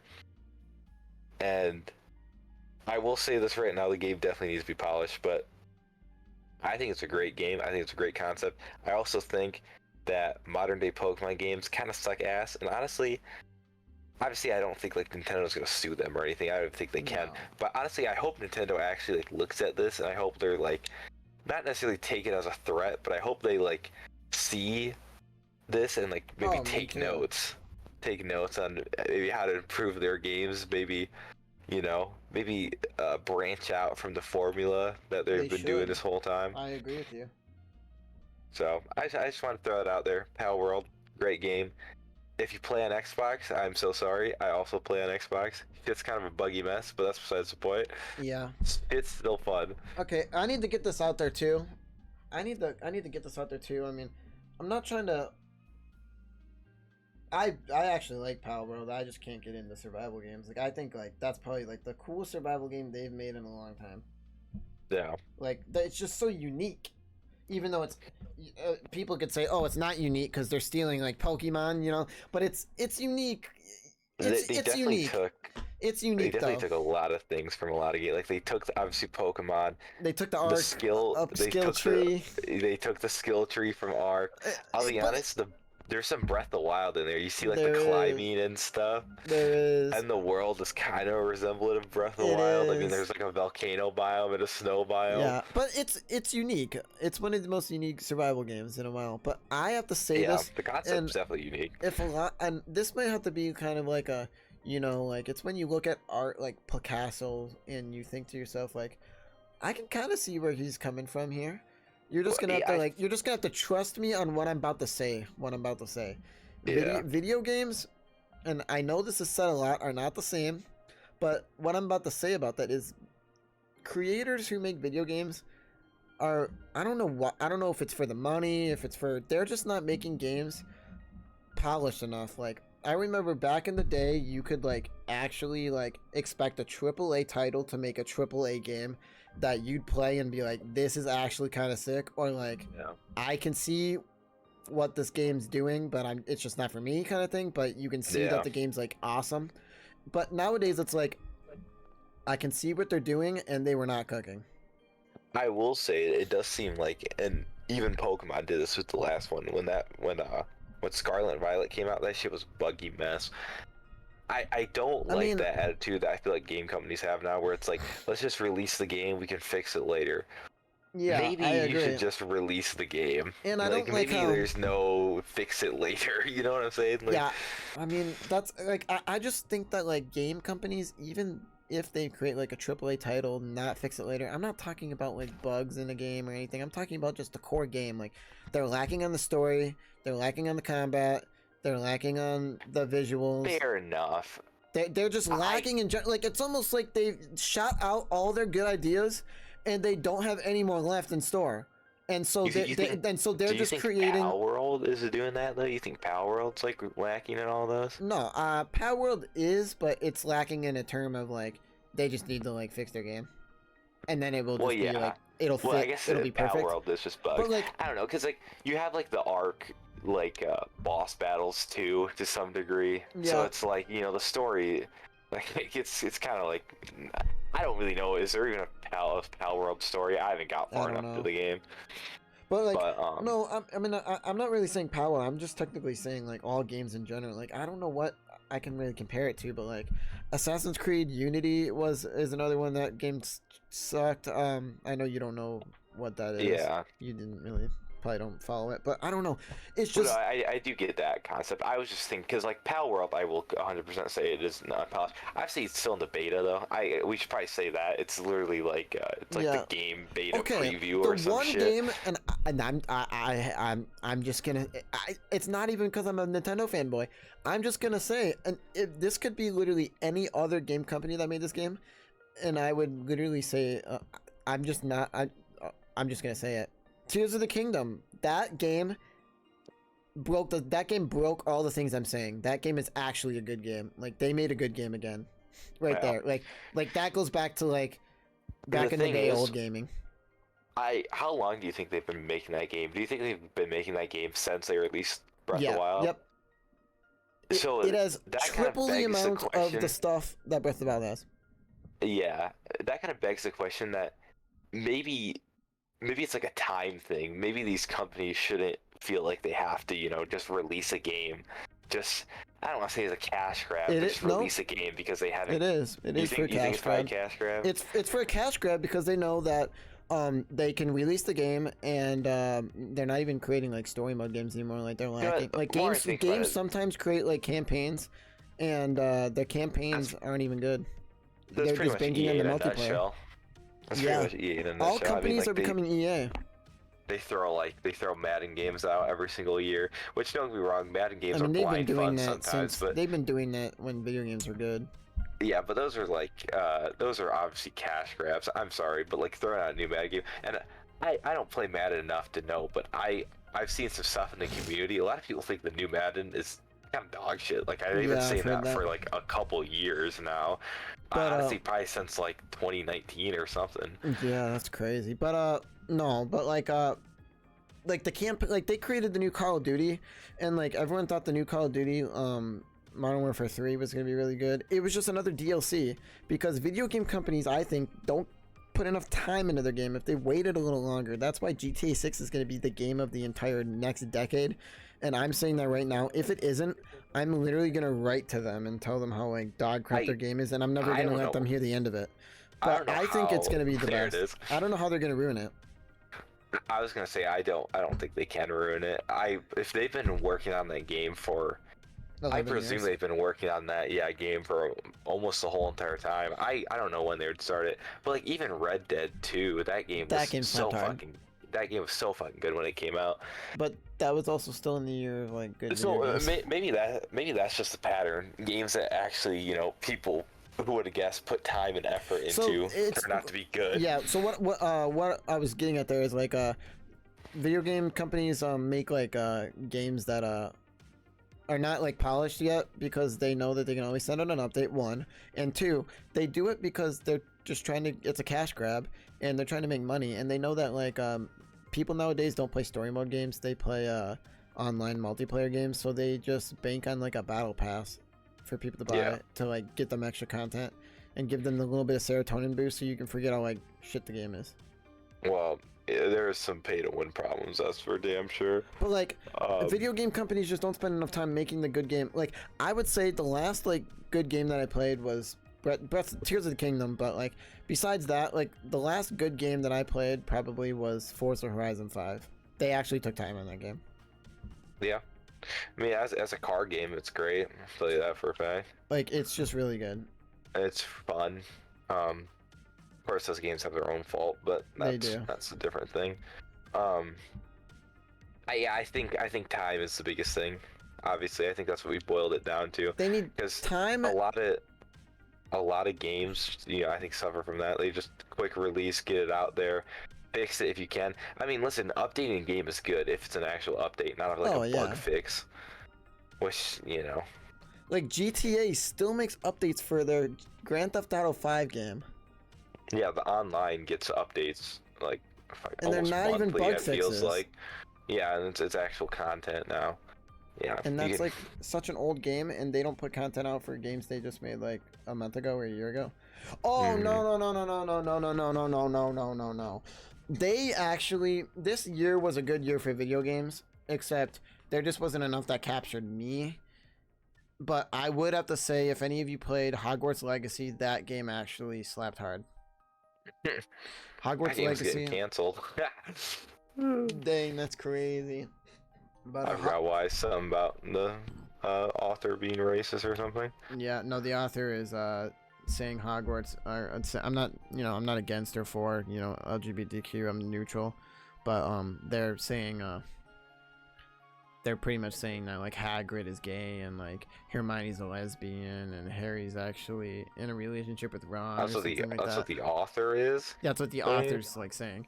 Like, don't and they literally are taking the author is rewriting the text and throwing out new books you can buy on the shelf with the LGBTQ and gay and all that crap into the book. Damn. Which, I mean, to each his own, do what you want, but I just think like you have enough, like people usually do that if they want to like save their company almost and they want to get with the times, but like I think that like Harry Potter has such a big fan base that you don't need to like tweak the story for people to like it. Like that can be a story that never needs to be changed for the eternity of time, and there'd still be the same amount of fans as there was the day it came out. See, that's interesting because I actually heard that the author was apparently transphobic, and that's why it was getting canceled. What? Well, they just... Yeah. That's like the opposite of what I just said. Yeah, it's the opposite. So I don't know what it is either way. I'll be honest, I was never a huge Harry Potter fan no matter what. Like, I read the books. I read like 3 books in 5th grade and then never read the series again. The movie... hot take, the movies are better. I've never seen any of the movies. They left a lot out that was like kind of some cool stuff. Not really. They didn't leave a lot out in like story wise. They left a lot out in like just the Wizarding World. That in the movie that wasn't in the book, or that was in the book that they didn't put in the movie. But I just love seeing the movie. The movie's great. I love the movie. Yeah, but I've heard the movies are good. They're really good. Okay, we covered Palworld. I wanted to get that under control. I think should we just go into our final first? What's your favorite game of all time? My favorite game of all time, coming at number one. Wait. Let's say it together. Our favorite game. It might be the same. Okay. It's not gonna be the same. Our favorite game. 3, 2, 1. Grand Theft Auto 5. Platinum. Nope. Okay, you go first. Okay, I will explain why Pokemon Platinum is my favorite game of all time. And to explain Thanks to me. Yes, I'll give him credit. He did put me on the Pokemon phase, especially older games. I actually played the newer ones for the Switch. I played Sun and Moon for the DS. You got me in the cards too, but that's like more childhood stuff. In fact, the cards are actually the reason why I bought Sun and Moon for the DS. Yeah. And then I remember you love Pokemon now, but I remember when you first got Sun and Moon, you were like, I'm not trying to be rude. This is just how you sounded back then. You're like, you just wait to say. Jesus Christ. You're like, I love Pokemon, but I wish the only thing you could do in it is catch Pokemon. I don't like battling. I'm getting cooked in my own podcast. You're like, I don't like the battling. And honestly, when I was your age, I hated the battling too. I don't remember. I don't remember that, but you have a flipping memory of an elephant, so I'll take your word for it. Now, what do you think now about it? I like it both now. If I didn't like battling back then, which it seems like I would like battling. Yeah, that's the whole point. Anyway, I find battling really, great now. And the older games are harder than the newer games, obviously. In fact, that's one of the bigger complaints about the newer games, I'm pretty sure. But I just think, like, a lot of people, I don't know what people think the peak of Pokemon was. Some people say Gen 2, some people say Gen 3. Gen 2? Some people say Gen 2. I mean, Gen 2, I love Gen 2, but that's not the peak. Gen 3 is when I got started in Ruby, and that I don't think's the peak. I think the peak of Nintendo has to be, like... I've heard Gen 5, too. Of Pokemon Black and White. X and Y? Oh no, that's Gen 6. No. You think the peak was X and Y? No. That's a hot take. I'm telling you that right now. No. That's not what I'm saying. I thought Gen 5 was X and Y. Oh no. No, I like Black and White. I've never played Black and White. I'm just hit you guys with cold water. Black and White. It's between Black. It's just the whole DS. It's just the whole DS as a whole. I couldn't go Black and White or Diamond and Pearl Platinum or Heart Gold. So it's just all of them are peak. I think the DS just was the best. Yeah, I'll be 100% honest. I agree with you. I don't think Gen 3 was the peak. I think Gen 3 is great. Gen 3 is amazing. I love Gen 3. Gen 3 is great. I don't mind Gen 2. I think Gen 2 has its clear problems though, and Gen 1's kind of boring. I don't want to hate. Like that's it had to start somewhere, right? It had to start somewhere. And don't get me wrong, Gen 1's great, but I think now it's kind of boring. Okay, but why do you love Platinum? What makes Platinum better than all the others? I love Platinum just because I love everything about it. I love the map. I love the. Wasn't the map the same as the Diamond? It was Sinnoh. Yeah, it was Diamond Pearl. Well, that was the other good thing about Platinum. Is because in this specifically Platinum, not Diamond and Pearl, because Diamond and Pearl games honestly kind of suck. And you might be like, how? I feel like, especially now. I think a lot of people can say that. Yeah, I feel like now, they just, they make two Pokemon games, Scarlet and Violet, Sword and Shield. They don't really evolve on each one. They just have like, oh, you have Pokemon, and you have certain Pokemon on that one, you have certain Pokemon on this one. Platinum took Diamond and Pearl. Like, Diamond and Pearl wasn't bad, but there were some weird things in Diamond and Pearl, and they just made it 10 times better, in my opinion. They made the Elite Four actually make sense. I remember like the Fire type Elite Four member in Diamond and Pearl had like no Fire type Pokemon for some reason. Like they added more Pokemon. It was actually a challenging game in some spots. I mean, Cyrus is a great villain in my opinion. Cynthia, the champion, is one of the best champions in all of Pokemon, if not the best champion in all of Pokemon. And just playing that game for the first time. Honestly, probably the most fun I've ever had in the game. Forming my own team, playing throughout the whole entire game. That's crazy. And how'd you play it? I bought a cartridge of it at a Salvation Army, right? No. You know what he did? He did not come to my house. Tell me that he did not come to my house. He did not ask how do you play old Pokemon. He did not give me his computer. I did not go and download ROM for the game. I did not go in RetroArch. Actually, I think I did another software, but then we moved to RetroArch. And then I did not... Oh, you mean you didn't do that? I didn't, yeah, and then I didn't move to another software. And then I did not give him back the computer and did not tell him the controls, and he did not play the game on his school laptop. It wasn't my school laptop. It was my personal laptop. Thank you very much. Yeah, no, it was your school. It was the laptop you used for school. Well, that's like saying the computer that you have right now you use for school. Yeah, true. Yeah, fair point. Like, Yeah, I have no idea what you're talking about. That never happened. Yeah. And I found a Pokemon Platinum if that did version happen, at a if that pawn did shop. happen, are all the things you said about it, would that be true? Oh, 100%. Yeah. I would honestly, I want a Pokemon Platinum physical copy just to put next to the one I already have. I know, dude. Let me. Okay, chat. I can't. God, we need to stop. Here we go with the chat again. Viewers, I need to pull up that. I want a Pokemon Platinum physical copy so bad. Just the cartridge, or would you want like the whole deal? I mean, I would love the whole thing, but if I could just have the cartridge and throw that shit in the 3DS, well, that'd be cool. I mean, you're saying that you don't even want to like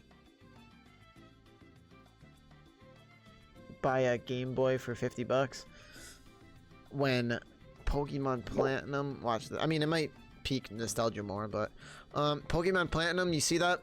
$88.99 used at GameStop. Listen.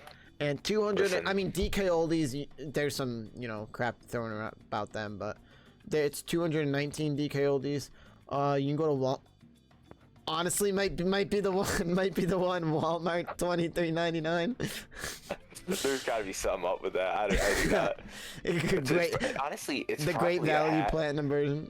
Honestly, it's probably a hacked version. I don't know if you saw that, but I remember this one person bought a Pokemon Emerald like cartridge, and what they did is they like made a Game Boy like cartridge and then like emulated the game into it. So it wasn't the actual game at all. It was like they call them repos. Yeah, it was a like reproduction cartridge. Yeah, which that was kind of crazy. Which would you take a reproduction cartridge just in the meantime, or would you still just like play it on your computer? Would you just still not play it on your computer? I don't support pirating, Josh, but if I came across one, I wouldn't not take it, Even if it was a repo? Probably. Or would you be like, cut that all out, I have to get the original? I would rather have the original, especially since some of those like repo shit, they add stuff like that was the I think the Emerald one they had like stuff. Well, they have repos that literally are just like that are just like not the ROM file dumped onto a cartridge that looks identical to the actual game. I mean, like I said, we're talking about vanilla Platinum here, no like emulator stuff. Yeah, no, it's nothing. I mean, but would you want like a fake? Would you want a fake one? No, I would not want a fake one. Would you take it though if you had one? If it fell out of the sky and hit me in the head, then sure. Okay, yeah, but you wouldn't go out of your way to buy one. I wouldn't go out of my way, even if it was cheap. You would just not play it on your computer. Yeah. Yeah, it makes sense. God, I love that. Diamond was the second Pokemon game I ever played. In my opinion, it peaked at Gen 4. I think that was Mason, the best if I ever find this, do you want it? I'll buy it for you. Yeah, I'll pay you back. Okay. I don't know. Do you see it? This book? Yeah, I see it. Yeah, they might have it at the game store near my house. I'll look tomorrow. Pokemon, like I said, Pokemon Platinum. I think Pokemon peaked as a franchise with Pokemon Platinum. Yes, might be fighting words there. I don't think any of the other games are bad. Like I said, I think Gen 3 is great. I've heard great things about Gen 5, so I will play Gen 5 eventually. But Gen 5 did this thing where like so black and white. It was all black and white. Gen 5 back and white. Back and white. Back and white. Michael Jackson. Back in white. Michael Jackson. Cause I'm back. Sorry. No, black and white. Did this thing where it was like it was a 2D game, but they made the like let me just say Diamond and Pearl. Diamond and Pearl did like 3D. It was a 2D game, but they had 3D like textures in the game. But the 3D textures, you could tell they had like a depth effect to them, but they were still flat, right? Like they had like trees that were like 3D, but they were still like thin, right? Yeah. In black and white, they take those thin like trees and they make them actually look a 3D model. So it's like a 2D game, but there's 3D models in it. Oh, that's kind of cool. And I just think that's the best, like, because have you seen like the DS version of the game? Like the whole thing's 3D. Yeah. It's like that, except they take the best like visuals, the pixel. Well, and they take a little bit of like 3D stuff and they add it to the pixel. So it's mostly pixel with a scatter of 3D, which I think that has the best art of any Pokemon game. I was gonna say visually, like the 3D-ish models, like like the models of Pokemon that move around. I think they're good, but my point is for the black and white models I think are good, but the X and Y models, I think those are fucking terrible. Oh yeah. Like those 3D models, like, and it kind of goes with Sun and Moon too. Like, listen, some Pokemon are fine, but some Pokemon look ugly in a 3D model. Yeah, I agree. In my opinion. But I think the black and white, like 3D, I think it looks good for the most part. Like no, but I like the blend models. of like mainly 2D and then like Yeah, no, I get that. It sounds cool. Like I'll show you right here. Let me pull it up right a second. So if you could see this right here, like you see how it's like it's 2D, but then you see how like this balcony is like 3D and the trees are 3D. And like if you look at this one, how like the can I get it like Jamie, can you make it bigger? You're Jamie in this. Yeah, Jamie can't make it bigger. You just like respond to yourself. Yeah, I can make it bigger. Okay, but Jamie can't make it bigger. Can I go here? There it is. Yeah, but like if you go here, like you see We're how get sued by Joe Rogan. You see how it's like 2D and then like the shrubs are 3D and the fence is 3D and the trees are 3D, but you're still 2D. No, that game looks amazing right there. I'm not even gonna lie. Like, I need to play black and white. And this too, like the buildings are 3D, but you're 2D. Like I just think like that, like, and it's on the DS, which is like I love the pixel aspect, but then the battles are obviously like 2D and stuff. Yeah. But like, see how you're like 3D, but then like I said, you're 2D, but the buildings are 3D. I just think that just is the best.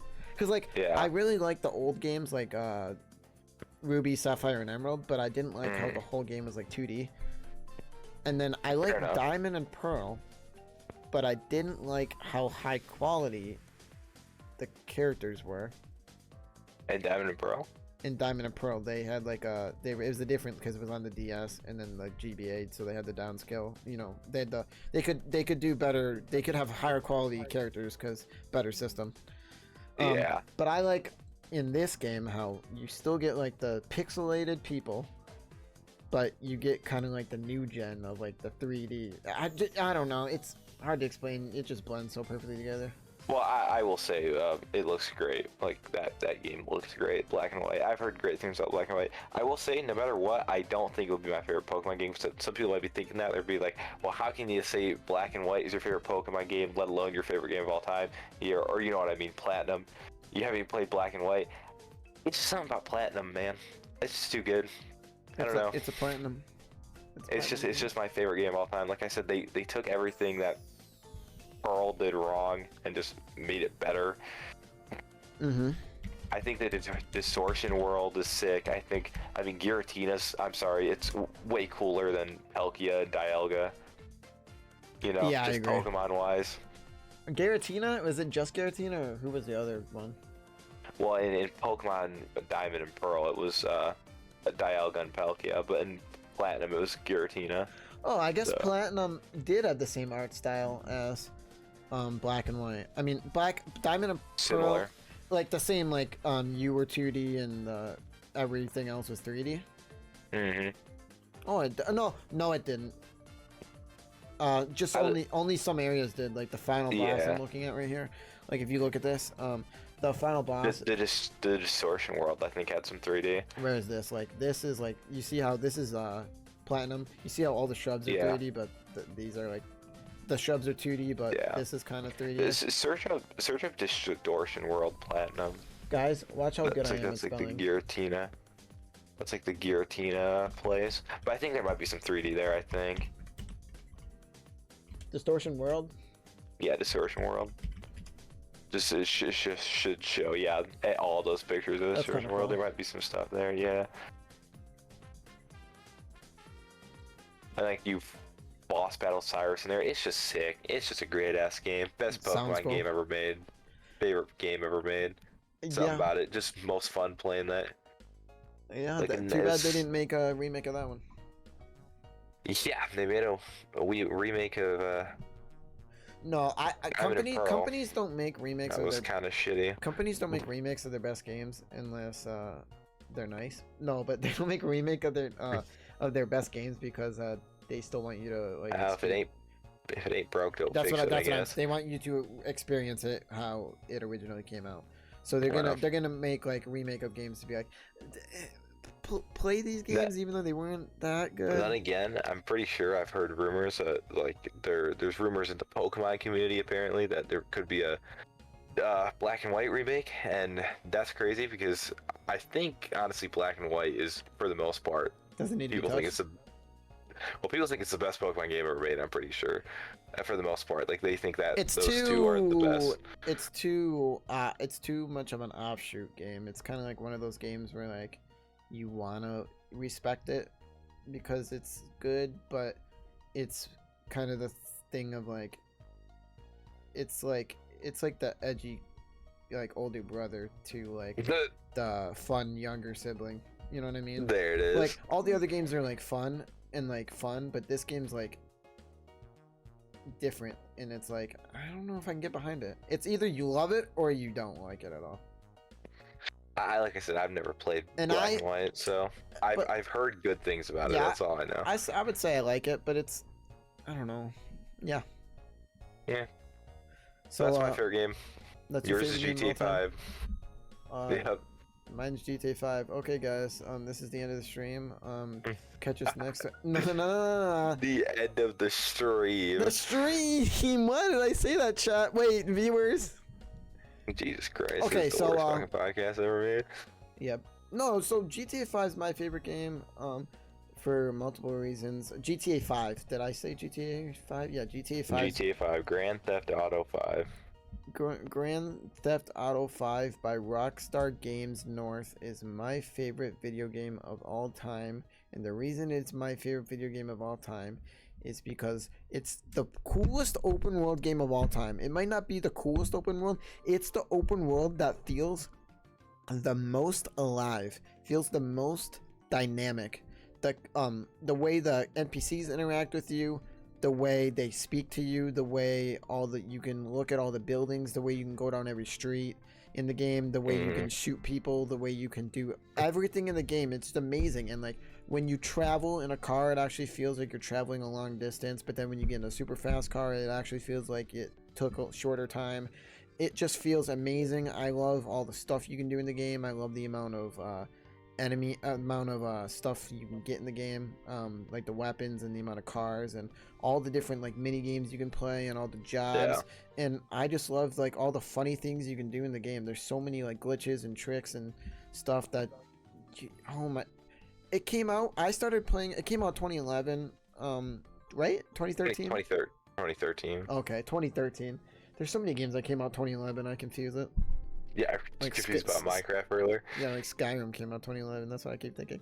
No, but that's a good game too.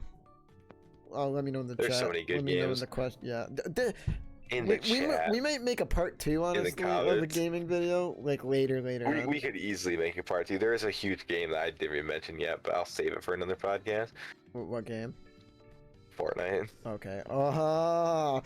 Yeah. Well, anyway, so we have to talk about that eventually at some time. So GTA,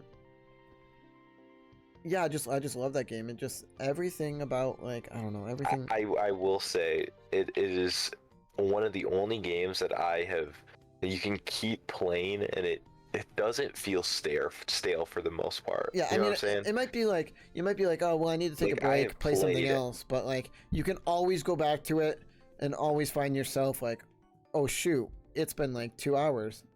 I've played so much GTA, and it for the most part, like I'll still play it, now once in a while, and that shit still doesn't feel stale for the most part.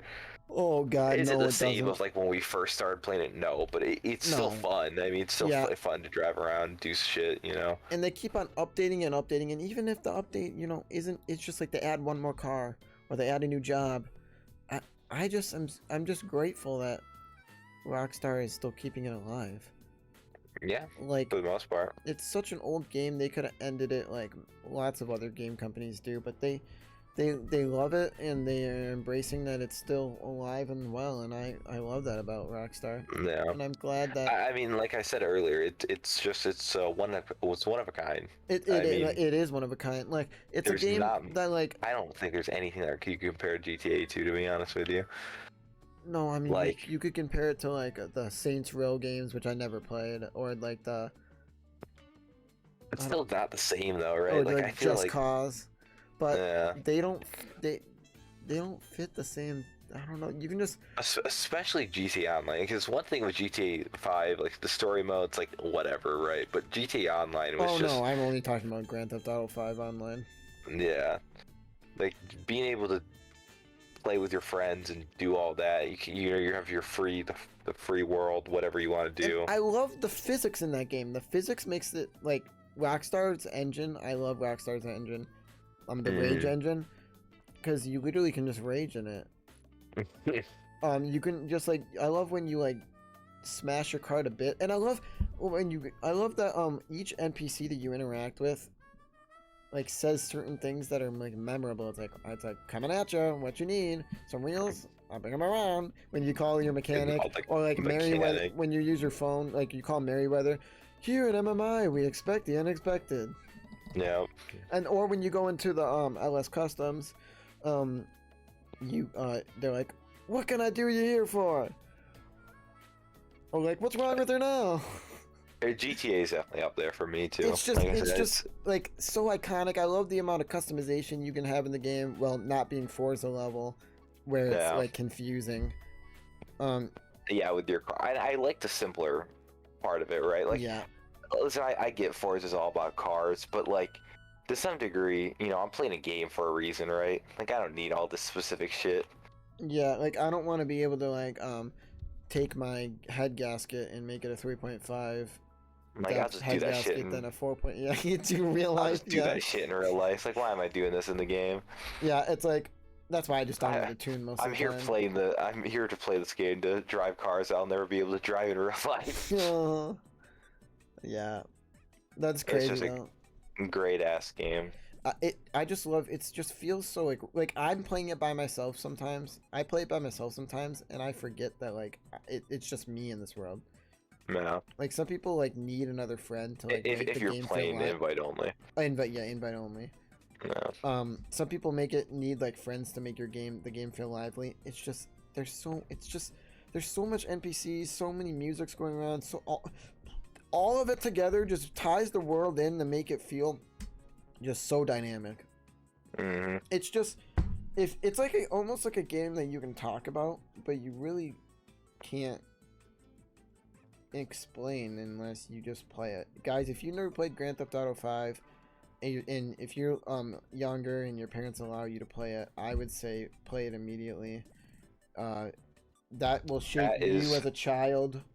Yep. Playing it like it shaped us. That's an addicting ass game. I mean, I had to yeah, we'll talk my about parents into games. Yeah, Mason bought it for me when because I couldn't play it, and I apparently had like some stuff to do that week or something, and like Mason really wanted me to play it with him. I was like, I'm coughing over the $40. Yeah, Mason was like, he bought it for $40 for me, and I thank you, Mason, for doing that. No problem. And it was a best $40 of my life. I'm joking. Yeah, and he was like, don't regret that purchase though. No, and he needed me to play it with him so he could do some jobs and stuff. But yeah, no, he did. But no, it was really fun. But I remember Mason. This is gonna be my elephant memory comeback. I don't know if you ever want me to say this, but you might know this or you might not. It was only like 5, 6, 7 years ago. No, I had like short-term memory loss. I had like a week that I had to like do something, and he just bought me the game, and I like got into the game, right, and I was like playing with him for a week, and then I'm like, oh, sorry, I was playing with him for like a day, and I'm like, oh, I gotta go, and he's like, what? And I'm like, okay, that's good. And then I'm like, he's like, oh, you want to play GTA? I'm like, I'm doing something right now. He's like, I should have never got you the game. Your $40 is in the bank. Honestly, I'm kind of. You should give me the money back right now if you're never gonna play with me, because you are the worst friend ever. I wish I never was friends with you, because if I have to spend money on you and you're not gonna even play with me, and then I played with him. And you know, I was kind of upset at Mason for saying all that to me because I was upset. So like, I gave the controller to my brother, and he's like, "Why are you better at the game that I paid for you?" And I'm like, I gave the controller to my older brother, and I'm That's like, not okay. That's cap because I remember you gave your brother the controller in a fucking deathmatch once, and I was kicking his ass. Nah. He was kicking yours. No, that's not true. You literally gave him the controller during a flippin' 1v1 deathmatch, and I was killing him. Yeah. But anyway, so You made that up. I know you made that whole thing up. no, that was. But all the other stuff is real though. There it is. Yeah, I bought the game for you. I remember that. Yeah, and then he was upset that I could pull up the chat right now, but he was upset. Pull up the chat. That yeah, I saved That was I saved like in records middle about it. school. Yeah, I still have those records somewhere. But I anyway, don't think so you do. yeah, I do. But he was upset that I didn't play with him, but then I got back to him in like a week, and we ended up playing for 8 hours every single day for the entire summer of 8th grade. Yep. Literally 8 hours, sometimes even more than 8 hours a day, but it was a maximum or a minimum of 8 hours every day. Like literally, not kidding you. Like I've been diagnosed with severe or carpal tunnel after that, so okay, I'm dead. tell them how quick I got RP in that game. Yeah, he leveled up hell fucking quick. You were like 150 at the end of the fucking summer. That's what it felt like. I literally think you were was that high, but no, I was like I think I was like no, I was like 90 something at the end of the summer. yeah. Literally 90 something at the end of the summer. I could like get almost every like customization at the end of the summer. I don't know. That game's just so nice, so nostalgic. I love that game till this day. I want to go play it right now, honestly. But the game is like low key boring at sometimes. Like you can just like drive around. And It does get boring. I don't know what I'm wrong. doing, but But I mean, for me, it's boring because I've played it for like the past, almost 8 years now, I think. literally, yeah. So it's like you've done everything, but it's still fun to play occasionally. It's still fun to like drive around and do a whole bunch of crap. And I think the fact that a game has, stood the test of time for, over a decade now. it's because no other game can replicate it. hmm And hopefully, the only people that can replicate it is their own makers. And, Themselves I just can't wait a year. I just can't wait for that to come out. Yeah. Well, I guess that was all working. You know what, there's one thing I wanted to say before we go. In the first podcast, I said Plants vs. Zombies is one of my favorite games of all time. Garden Warfare 2. It is. Just not going to make the top 3. That's all I want to say. yeah, there's some other games too. Top 5, like, but not top 3. Mason, I mean, I guess if you count Pokemon as a retro game, I don't think Mason is into like retro games, but I am. So you could. I mean, Pokemon's the only reason I would get like a Game Boy and stuff, which is the other reason why I would never buy a Game Boy. yeah, exactly. I'm one of the people that play every game once. If I don't like it, then I won't play it. But like, if you tell me to hop on, except some games are an exception. I don't play like MOBAs, and I don't play like top-down games, like strategy games or like League of Legends or World of Warcraft kind of games. But I play literally any other game. So like some of my old favorites that are like honorable mentions, I guess, are I love any Kingdom Hearts game. The Kingdom Hearts series is amazing. I love that. I love the 8-bit Zelda games, except for the Legend of Zelda 2. If you know that, it was absolutely dog water. I like the PS2. I really like Gran Turismo and Midnight Club. Yeah, Midnight Club by Rockstar. Burnout Paradise is a good game. I'm a big fan of the Mario and Luigi series, the RPGs. I love the new Mario RPG remake and Metroid Fusion, Superstar Saga, the Mario Bros. For the Wii, Mario Maker. The list can go on and on. Yep. Great ass games out there. God, I love some games. great ass games. Yeah, say- that was what this podcast was dedicated to our love of games. We're already at. Our used to love the game. yeah, essentially, yeah. I mean, I can go back and play them all, but I feel like it's a moment in time that you have to be there for. It's not the same, right? It's a moment in time that you have to be there for, and if you miss it, it's almost like going back to it's a lot harder. Yeah, I mean, there's all those games I mentioned were still fun to play, and I would still play them. They're just not. Besides Zelda, because I played that like in the beginning of the year, but it's just not. You're not gonna get that same feeling you used to have. Still a good game though. Oh yeah, 100%. Like I go back to play like New Super Mario Bros. For the Wii, and it's like, oh my god, this game's so fun. But it's not like so fun. Like go to school the next day, tell all your friends about it. They tell you about the game. It's like you have to be there in that moment of time. So guys, I'm gonna leave you with this last message. If you find a game that's fun to play it till your heart's content, because you won't know how long that joy will last for. Because it's about timing. So it's not like a specific reason why this game is good. It's just you have to play the game at that specific time, or else if you stop, then you won't, picking it back up won't feel the same as when you first found the love for it. So you got to play it when you first discover that it's fun. True. And that's all I have to say. True. Because it fades away quickly in the gaming world. And usually it fades away, and then it should come back with a new release. Like, oh, there's a new game. I think this game's cool. But I think for me, it's just a time thing. You get older. Nope. It fades. Yeah, it fades away, and then they're not making games like they used to, so it never comes back. True. But when it does come back for just that split second, run with it. Fair enough.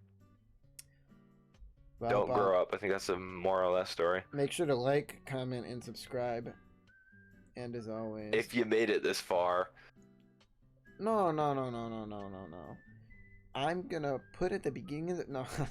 I'll make a YouTube short about it. But yeah, I just pumped the shorts, honestly. I already think doing the whole like, comment, subscribe thing is cheesy, but that's just me personally. Yeah, but it's a subliminal message. See, if I don't add it in there, then they're not gonna like or subscribe. But sometimes people like and subscribe just because someone literally said so, and then you're like, I don't remember subscribing to this person. It's because they subliminally hit the like and subscribe button. I have on my other YouTube channel, I have all the all the people I'm subscribed to, listed, organized. I can't imagine just subscribing to random ass people. I remember that means says subscribe to us. Yeah. Put us in your feed of the million people you have. I remember you used to think that we're shitty podcast most of the time every week. Yep. And hopefully we'll post on. We're not. We can throw this tomorrow, Saturday. Yeah, it's not a specific time that the video is supposed to be up. It's just during that. It's just expect one every week, not that exact same day, but just expect one every week. Yeah. Sometime during the week, maybe the beginning, maybe the later end. And I remember back in the day, you were one of the people who thought that having a whole bunch of subscribers took up space, memory. Well, I was a bit mentally challenged in the internet phase. Yeah, but I think we all are, but don't be mentally challenged when you hit that like and subscribe button. Okay, buddy, we're gonna Okay, guys, I think we're gonna end it there. Yep, see you guys. Yep. Thank you for watching this long ass podcast. 2 hours and 30 minutes. God, That's nobody's gonna watch this. Nobody's gonna watch this.